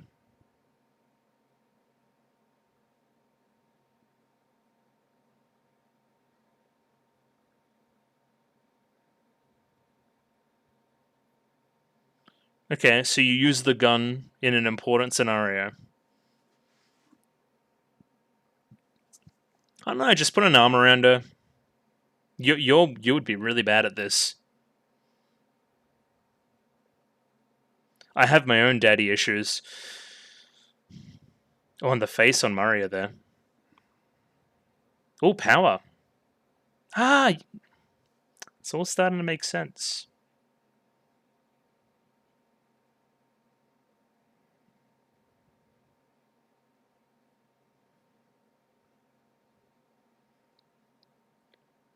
So something about power, putting all the power and all the ley lines right into this, the chateau.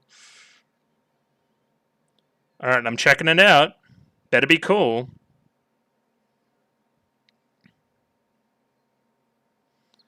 But what is it doing? I'm off to go die. By the hand of Kirik and Shirabe.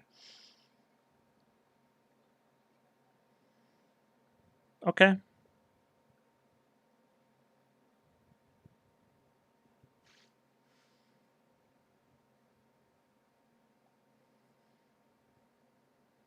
Wow. Wow, that was really catty. Don't you have something that you want to say to me? Oh god, Mika's just blowing everything up.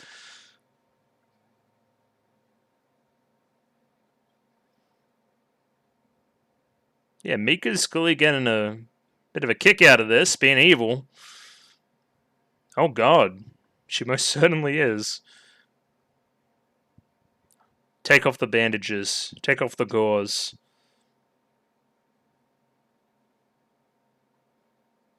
Cool. Yes. It's time to go off.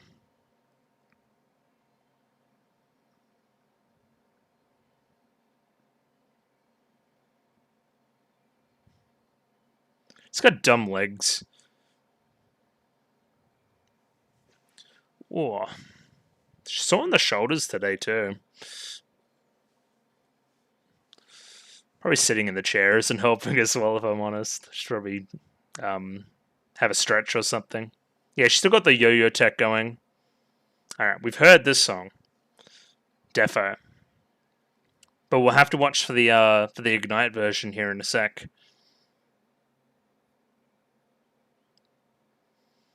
How close? How close are we? What the fuck? Sup? Yeah, the little sister. That's what I was... Yeah, okay. Because I was like, little sister? Yeah. Alright, so we got them occupied. Feel free to go wild, Mika. You guys are on your own. There's a justifiable reason why you are.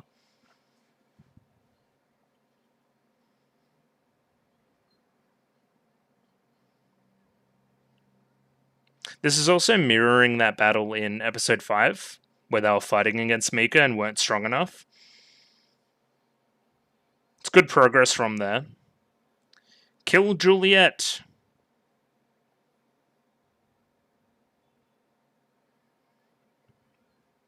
It's time to go. Those things are gonna blow up. No chance unless you work together. That's so on the nose. Yeah, I've seen this scene play out. I'm trying to help you. No, it's not like that. Yeah. Also, Daisuke, I love you so much that it hurts.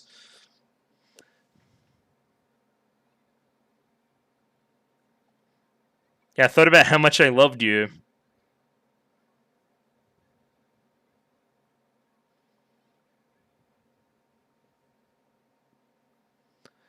It's true.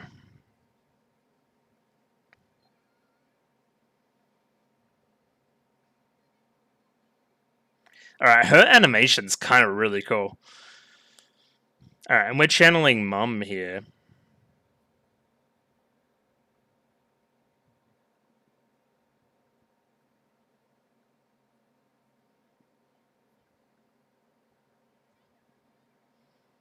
Are we really, going for it? Just hit a desk there, that's kind of fun. Is this it? The music's telling me it's it. A little bit of a handhold through this would be nice, it'd go a long way.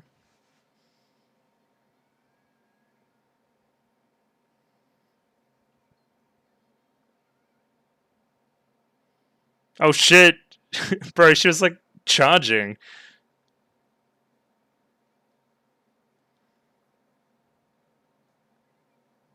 We gotta live through so we can apologize. Yeah! It's dubstep time, baby! Turn on dark mode. Oh, they're cool.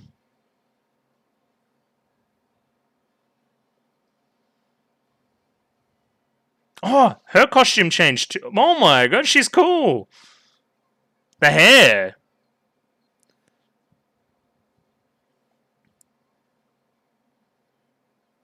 This is cool. They're both powered up.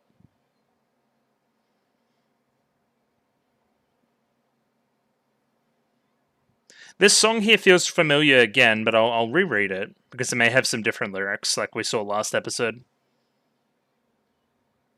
And yeah, got a bit of that dubstep going on. Yeah, I've definitely heard this. But we got, yeah, it's like harder in the drums.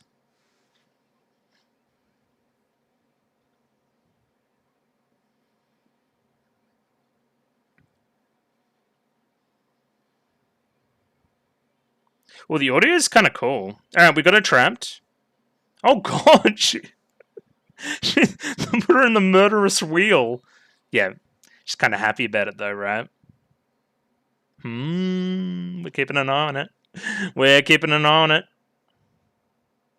But we did murder the shit out of her. Aw, the scolding. Oh, by mum too. Thanks, Chris. Oh, I didn't expect that. Thanks, guys. You're being kind of immature. Oh, and then Genjiro doesn't know what to do. I didn't expect that. Yeah. Yeah, they still like parents. It's funny. Maybe you can learn something from them.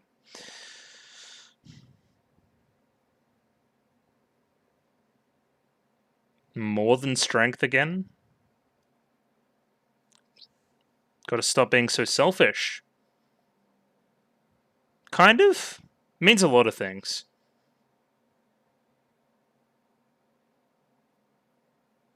Whoa.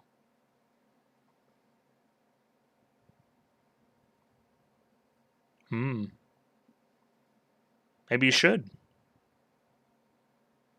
Oh, the forehead touch. Hello? Kissing you on the lips is my job.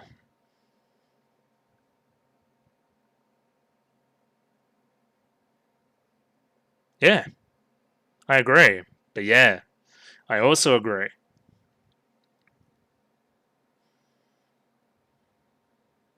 The wheels are turning.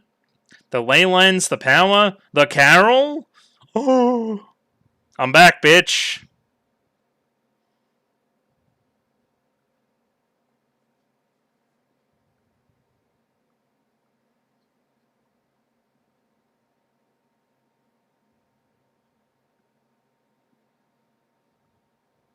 Yeah. Slaughtering miracles.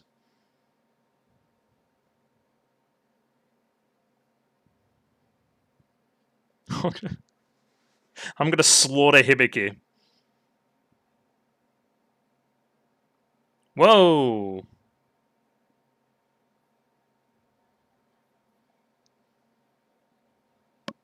What did that mean? Did that mean that Elf9 is being controlled by Carol? In some kind of way? Or she can see through Elf9's eyes? She's a homunculus. We're keeping an eye on it. I don't know what they're trying to say there. I really want to rewatch it. Just the editing to see what they're trying to say. Because there wasn't a big line that says, this is what I'm doing. Those two episodes back to back were identical structure-wise. Identical. So I have all the same criticisms again, but I won't go into them. I would just expect this analysis portion to be a bit shorter. Because I went into the strengths and weaknesses of that structure before. Even down to the big revelatory moment right at the end. The kind of lead into the next episode, the cliffhanger. Identical. Just for Kirika and Shirabe. Of course, this episode also had to deal with a bit more Hibiki stuff than the Mario one did. Probably as a result, making Kirika and Shirabe's stuff even more rushed, but at that point we knew the structure and what to expect, so it was fine.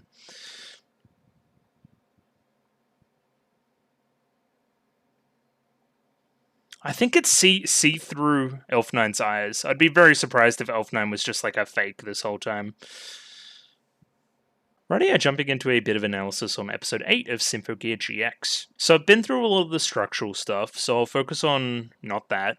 The structure, let's go. Okay, I'll go through it one more time. I think it's very fast, but it gets the job done. And it is a means to an end to also get two characters dead for reasons that will be explained in the future, I believe. Because again, Mika's smiling when she gets like killed, right? What's going on there? What's happening? Carol seemingly doesn't know or isn't in on that part of the plan, which is interesting too. I mean, we'll say, and the big revelation at the end, obviously, with Carol, maybe seeing through Elf9. Let's do something unconventional. I'm just gonna watch like from here again. Yeah. So okay, I zoom in. I see Hibiki. Hibiki obviously talking to somebody in said eye. So okay, the eyes kind of change, and then Elf9 speaks as Elf9, but then at the end of the sentence we turn back into Carol. Not Elf9 speaks as Carol speaks as Elf9. You know what I mean? I think Carol is controlling Elf9.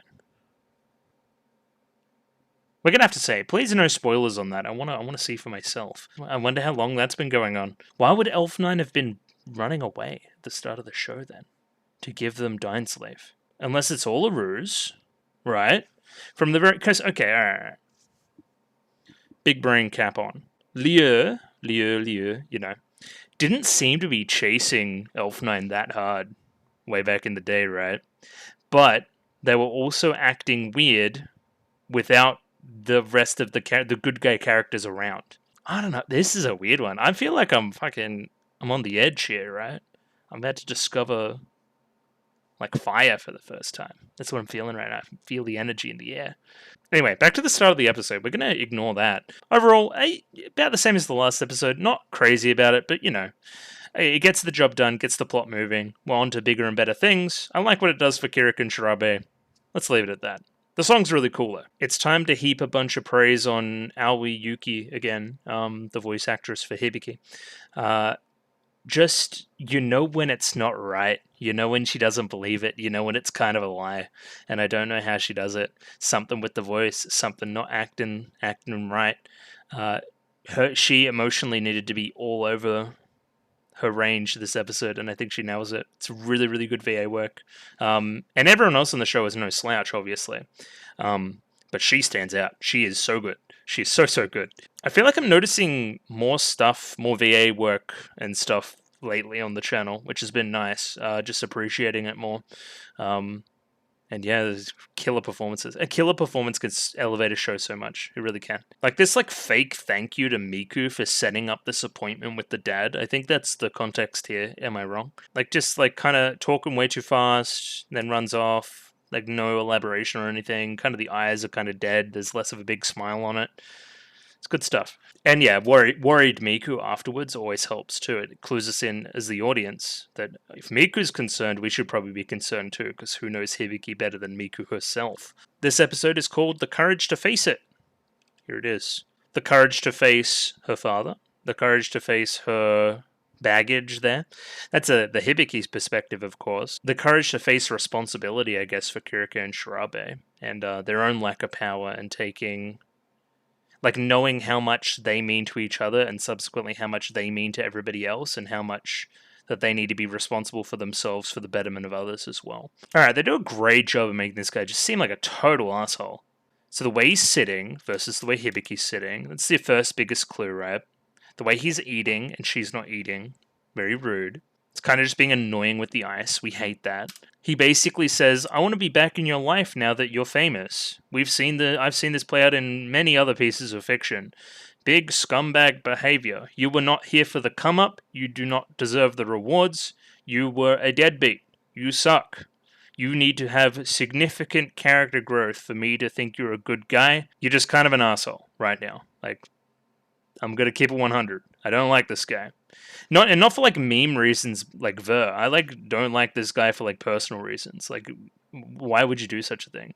You suck. Yeah, he wants to start over now, doesn't he? Now that you're a rich and famous, like, literal superhero, huh? Back then, I couldn't take living like that. So what did I do? I left you alone. How about it? We could all back be together again, right? No, we've moved on from that. Without you. I'm stronger than you. I don't need you. You suck. Bro, can Genjiro punch this guy in the head? Could you tell your mother about me? Bro, I want Genjiro to come in and just, you know?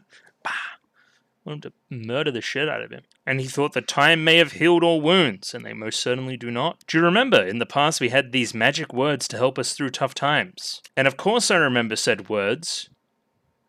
And then you walk down on me, and now I don't believe said words exist anymore. This guy sucks. We hate this guy. He sucks. Like, whatever her perception of what her father had been up to all these years, it most certainly isn't this. And when she sees this, all of her expectations come crashing down.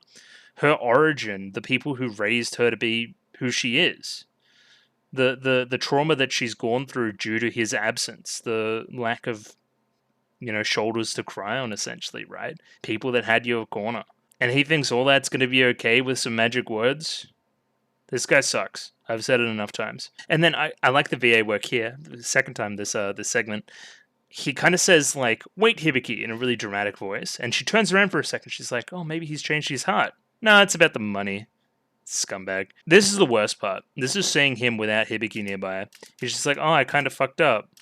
Time to eat sandwich again. Better not chase her and try to rectify things. Better eat sandwich. Freaking shaggy do looking motherfucker. Cool. Next scene. Farah has Chip. She ingests Chip. She sings. And then here's the photosphere. The photosphere has ley lines on it.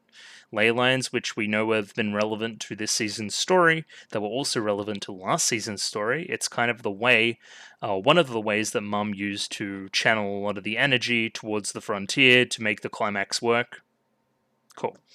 Nice little extra bit of lore there, explanation for why certain things happened last season, and now we know what we're after now. We've got all the energy pointed towards the chateau. We see that because of this energy, things start to turn more. Is the autoscorer's sacrifice got something to do with that? Did that generate a new Carol, or had some other form of Carol been down there all along? We'll see. The scalpels we require to dissect the world are gathering one by one here at the chateau. They better be. My little sister hasn't had nearly enough fun yet.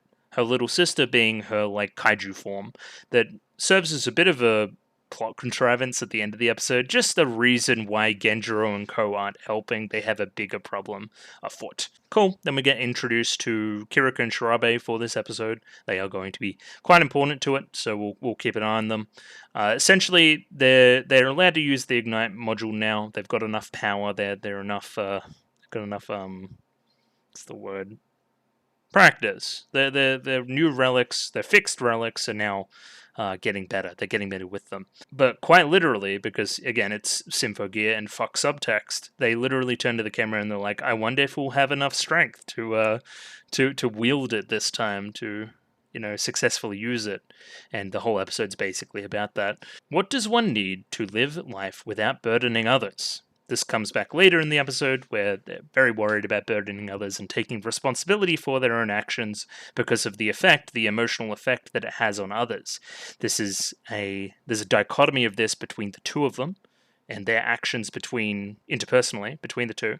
And then there's the major aspect, which is these two as a collective and their treatment by the rest of the characters in the show and needing to cover for them.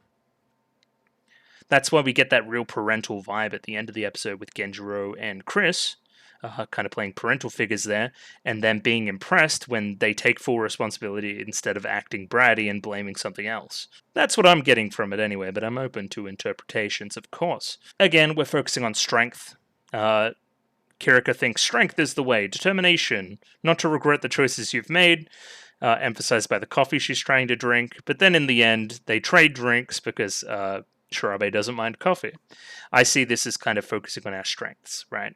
Working together. Again, reflecting the end of the episode, in my opinion. I will say coffee's yummy. Black coffee, not so much. Only a sometimes food for me.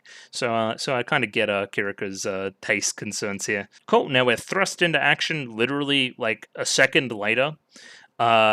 The Noise are attacking. They're attacking some utility conduits, which are underwater ways of transporting power.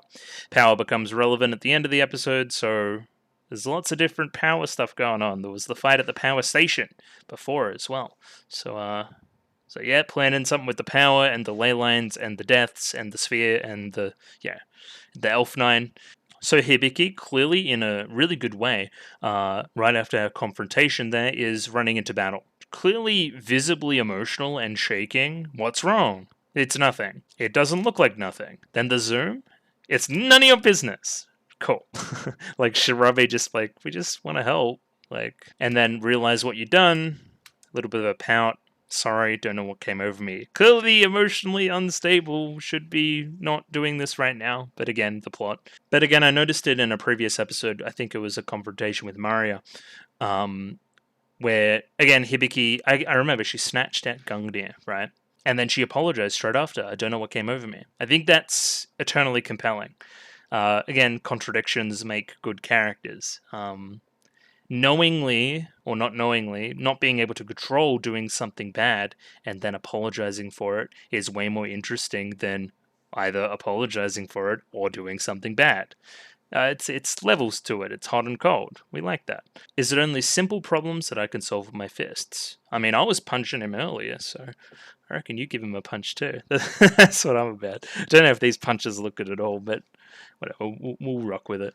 Oh, and then that's my favorite line read, the Ikuyo with the girls.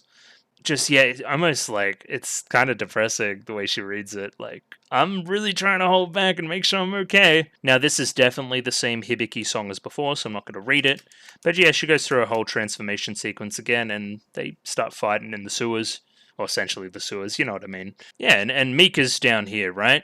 And now we're following that structure again, except replace Mika with Gary for last episode, and replace Kirika and Shirabe with Mario last episode. But we do have all the Hibiki side stuff kind of getting in the way. Well, not getting in the way, but contributing to the episode. I like how aggro Hibiki is here. She doesn't let her monologue at all, which is kind of like, punches her in the head.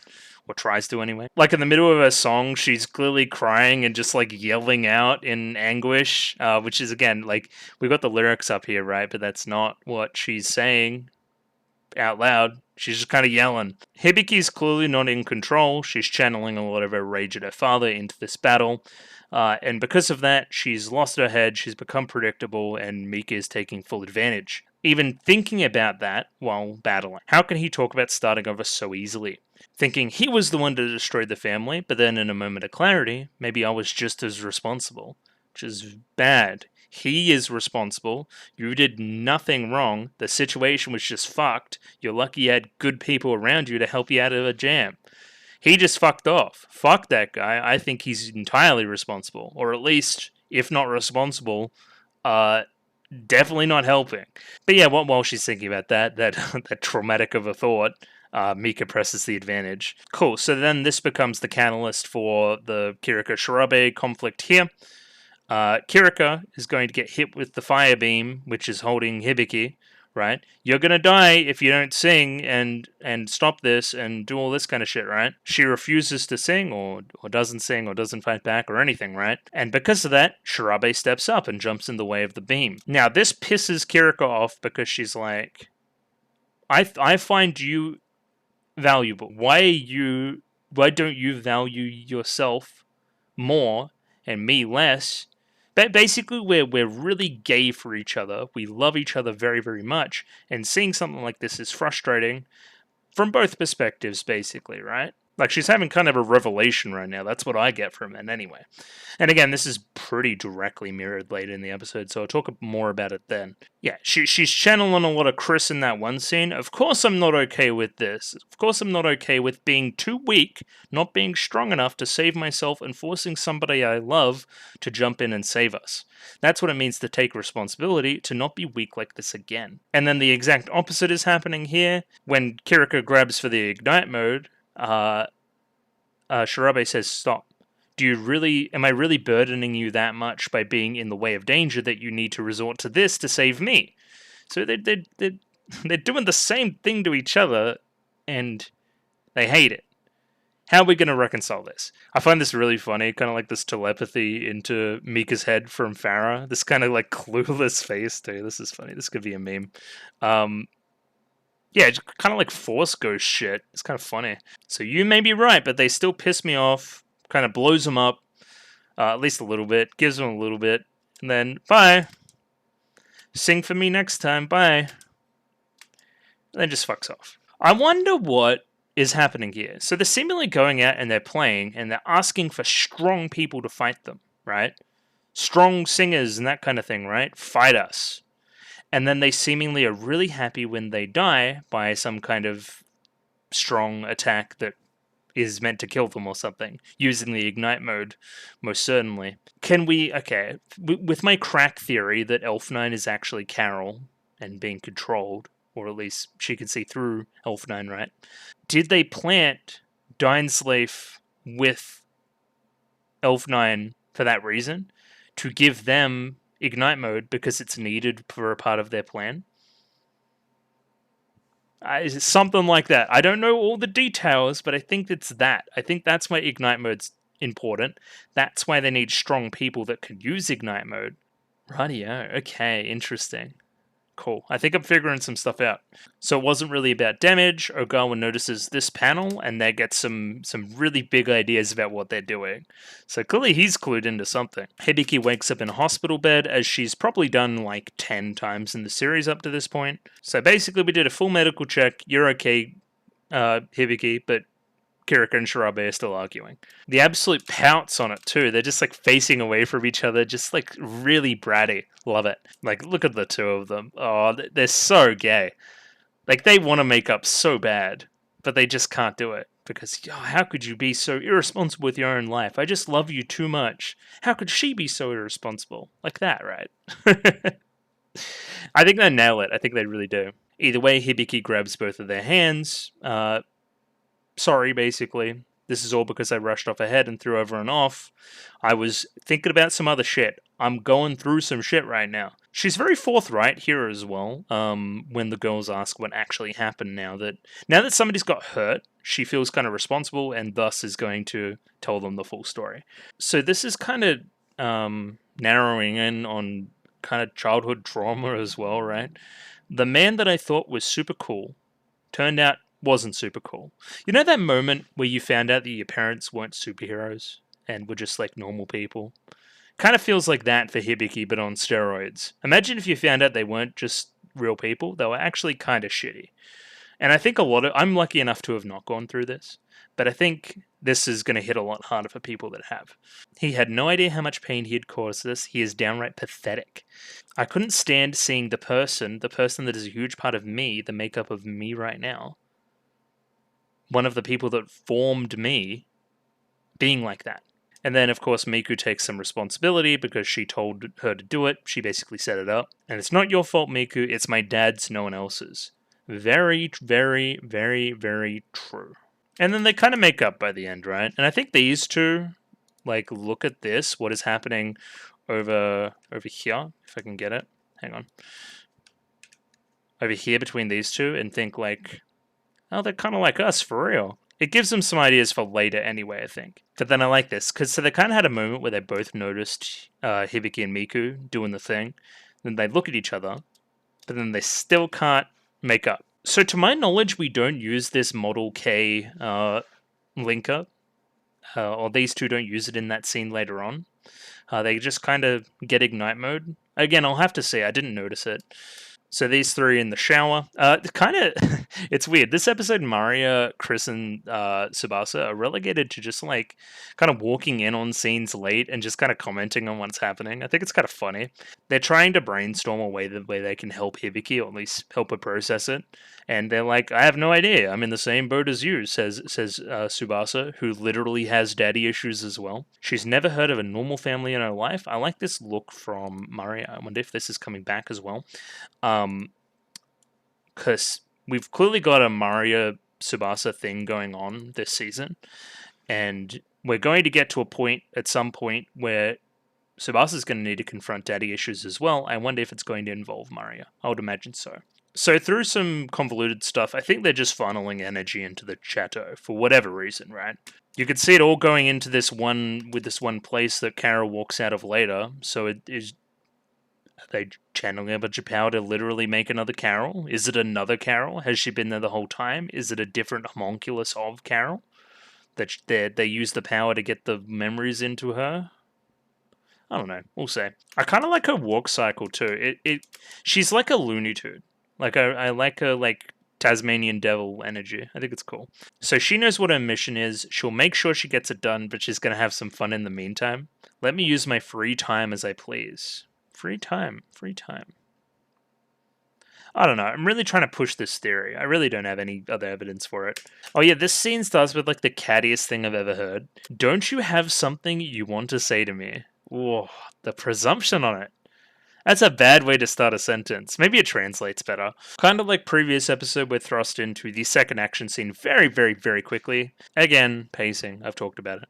I will say at least this battle has a little bit more relevance. I know that Mika and Maria had fought before as well, but the Mika Kirika Shirabe fight was fresher in the mind for me and more impactful.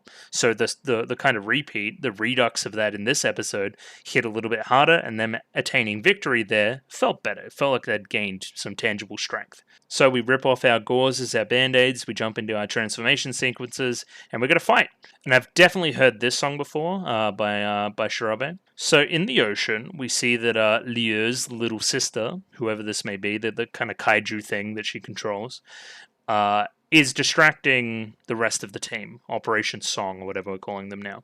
So they can't intervene with the whole Mika situation. That's like kind of the setup, kind of like these guys are distracted by something, they can't help. Don't write your plot hole summaries. Even says, so feel free to go wild, Mika. Feels like she's in on it somehow. Like Leo's in on whatever Mika's doing. I will say the action scene's quite interesting here. I like these explosive pillars of crystal. They're seemingly like the autoscorers all have their different elemental abilities, of course. I've noticed that. The crystals are also a tell. I find them a cool design. Cool. Kirika tries to take everything head on again, and then Shirabe is forced to jump in and save her. Why do you always jump in without thinking? So do you think I'm a burden? Again, they're fighting, even though they're supposed to be fighting the enemy. Oh no, what are we going to do?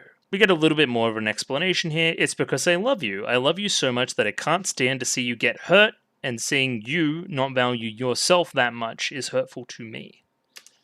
And then that's just a never-ending cycle of trying to love each other too much. All the people that have been angry with us across the journey, even channeling some of that mom baggage from season 2. Remember when she slapped them? That was good. They're all kind people who care about us, right? They want the best for us. Therefore, they scold us when they try to save them, and they kind of start to understand empathy in its purest form, right?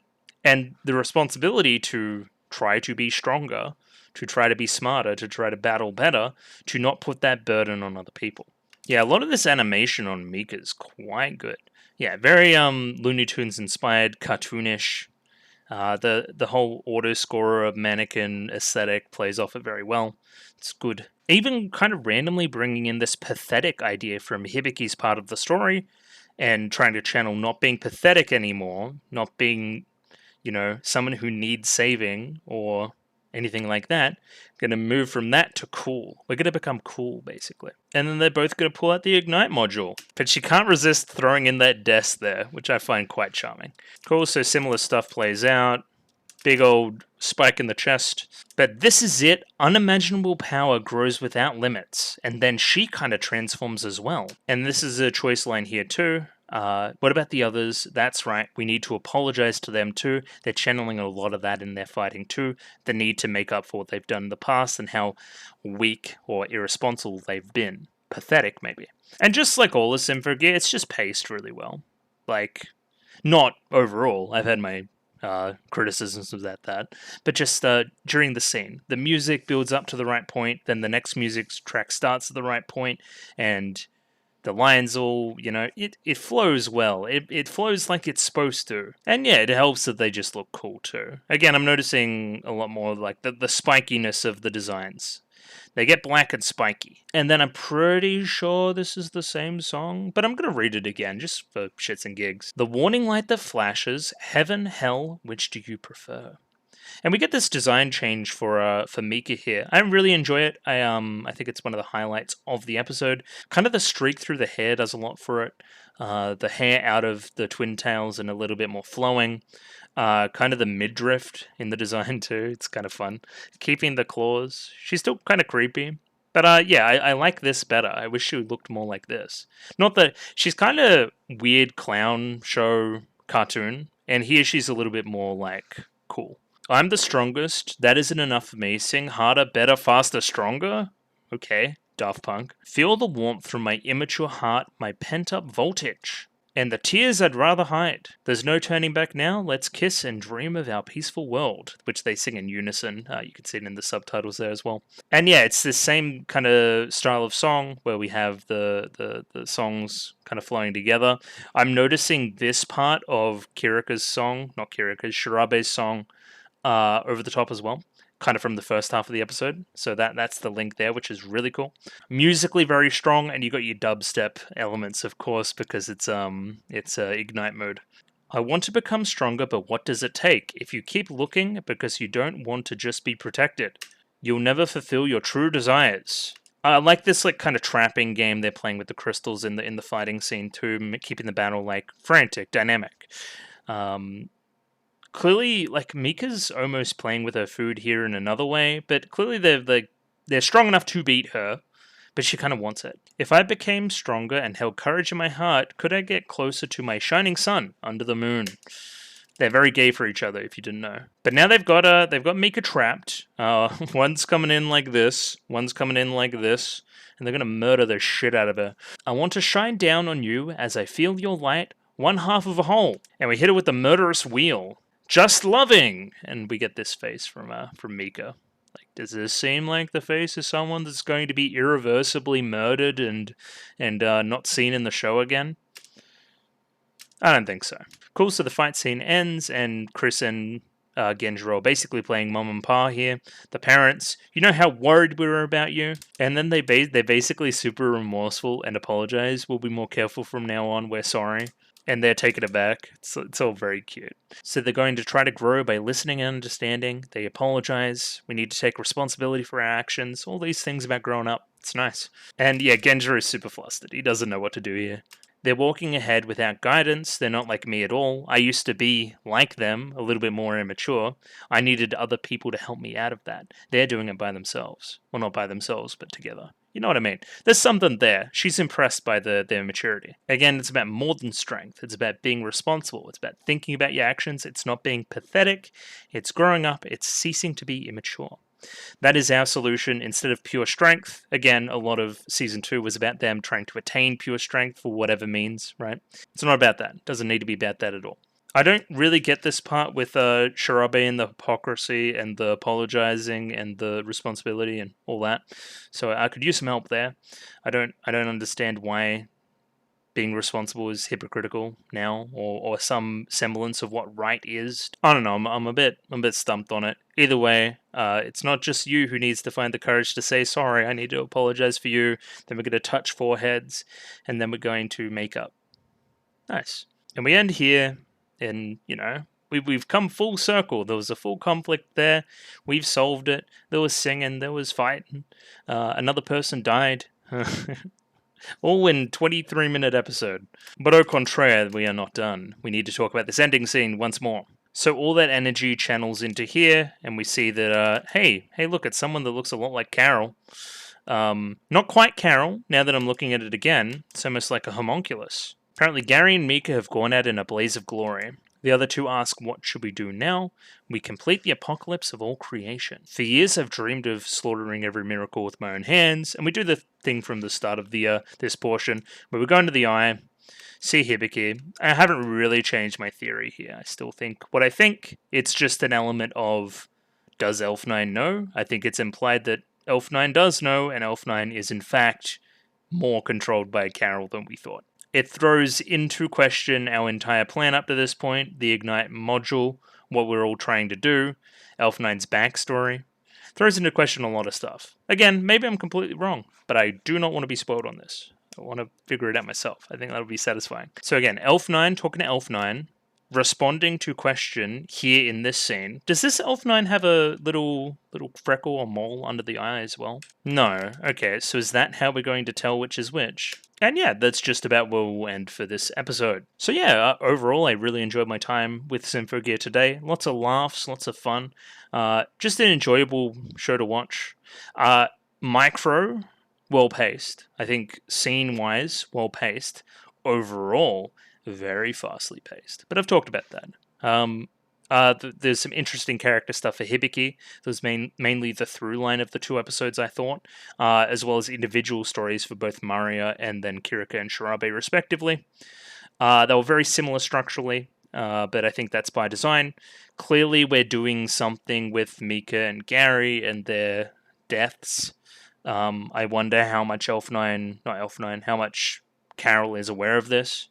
Does she know that they killed themselves, or didn't kill themselves, but they wanted to be killed for a reason? That's what I'm interpreting anyway. I don't think she does. And yeah, just theorizing at this stage. I don't really know what an apocalypse of all creation is. I know we need a lot of energy. Was that energy just for another homunculus of Carol? Even if it is a homunculus, maybe it is another body. I honestly don't know. She is immortal. I don't know. Does she still have her memories? I don't know. Either way, ending today's video. It was a lot of fun. And just going to do my shill stuff before I leave. If you like the video, consider liking the video. If you like the video and you want to see more, consider subscribing to the channel. Comment below anything you thought about the episode, anything I can do to improve my presentation, comment below. I'm doing follow for follow on Twitter, so follow me on Twitter if you'd like me to follow you back. And join the Discord, love the Discord, talk about Symphogear on the Discord, and vote in poll very, very soon on said Discord. Thank you very much for watching, and I'll catch you next week for more Symphogear in whatever form that may take. Right here. I'll catch you guys later.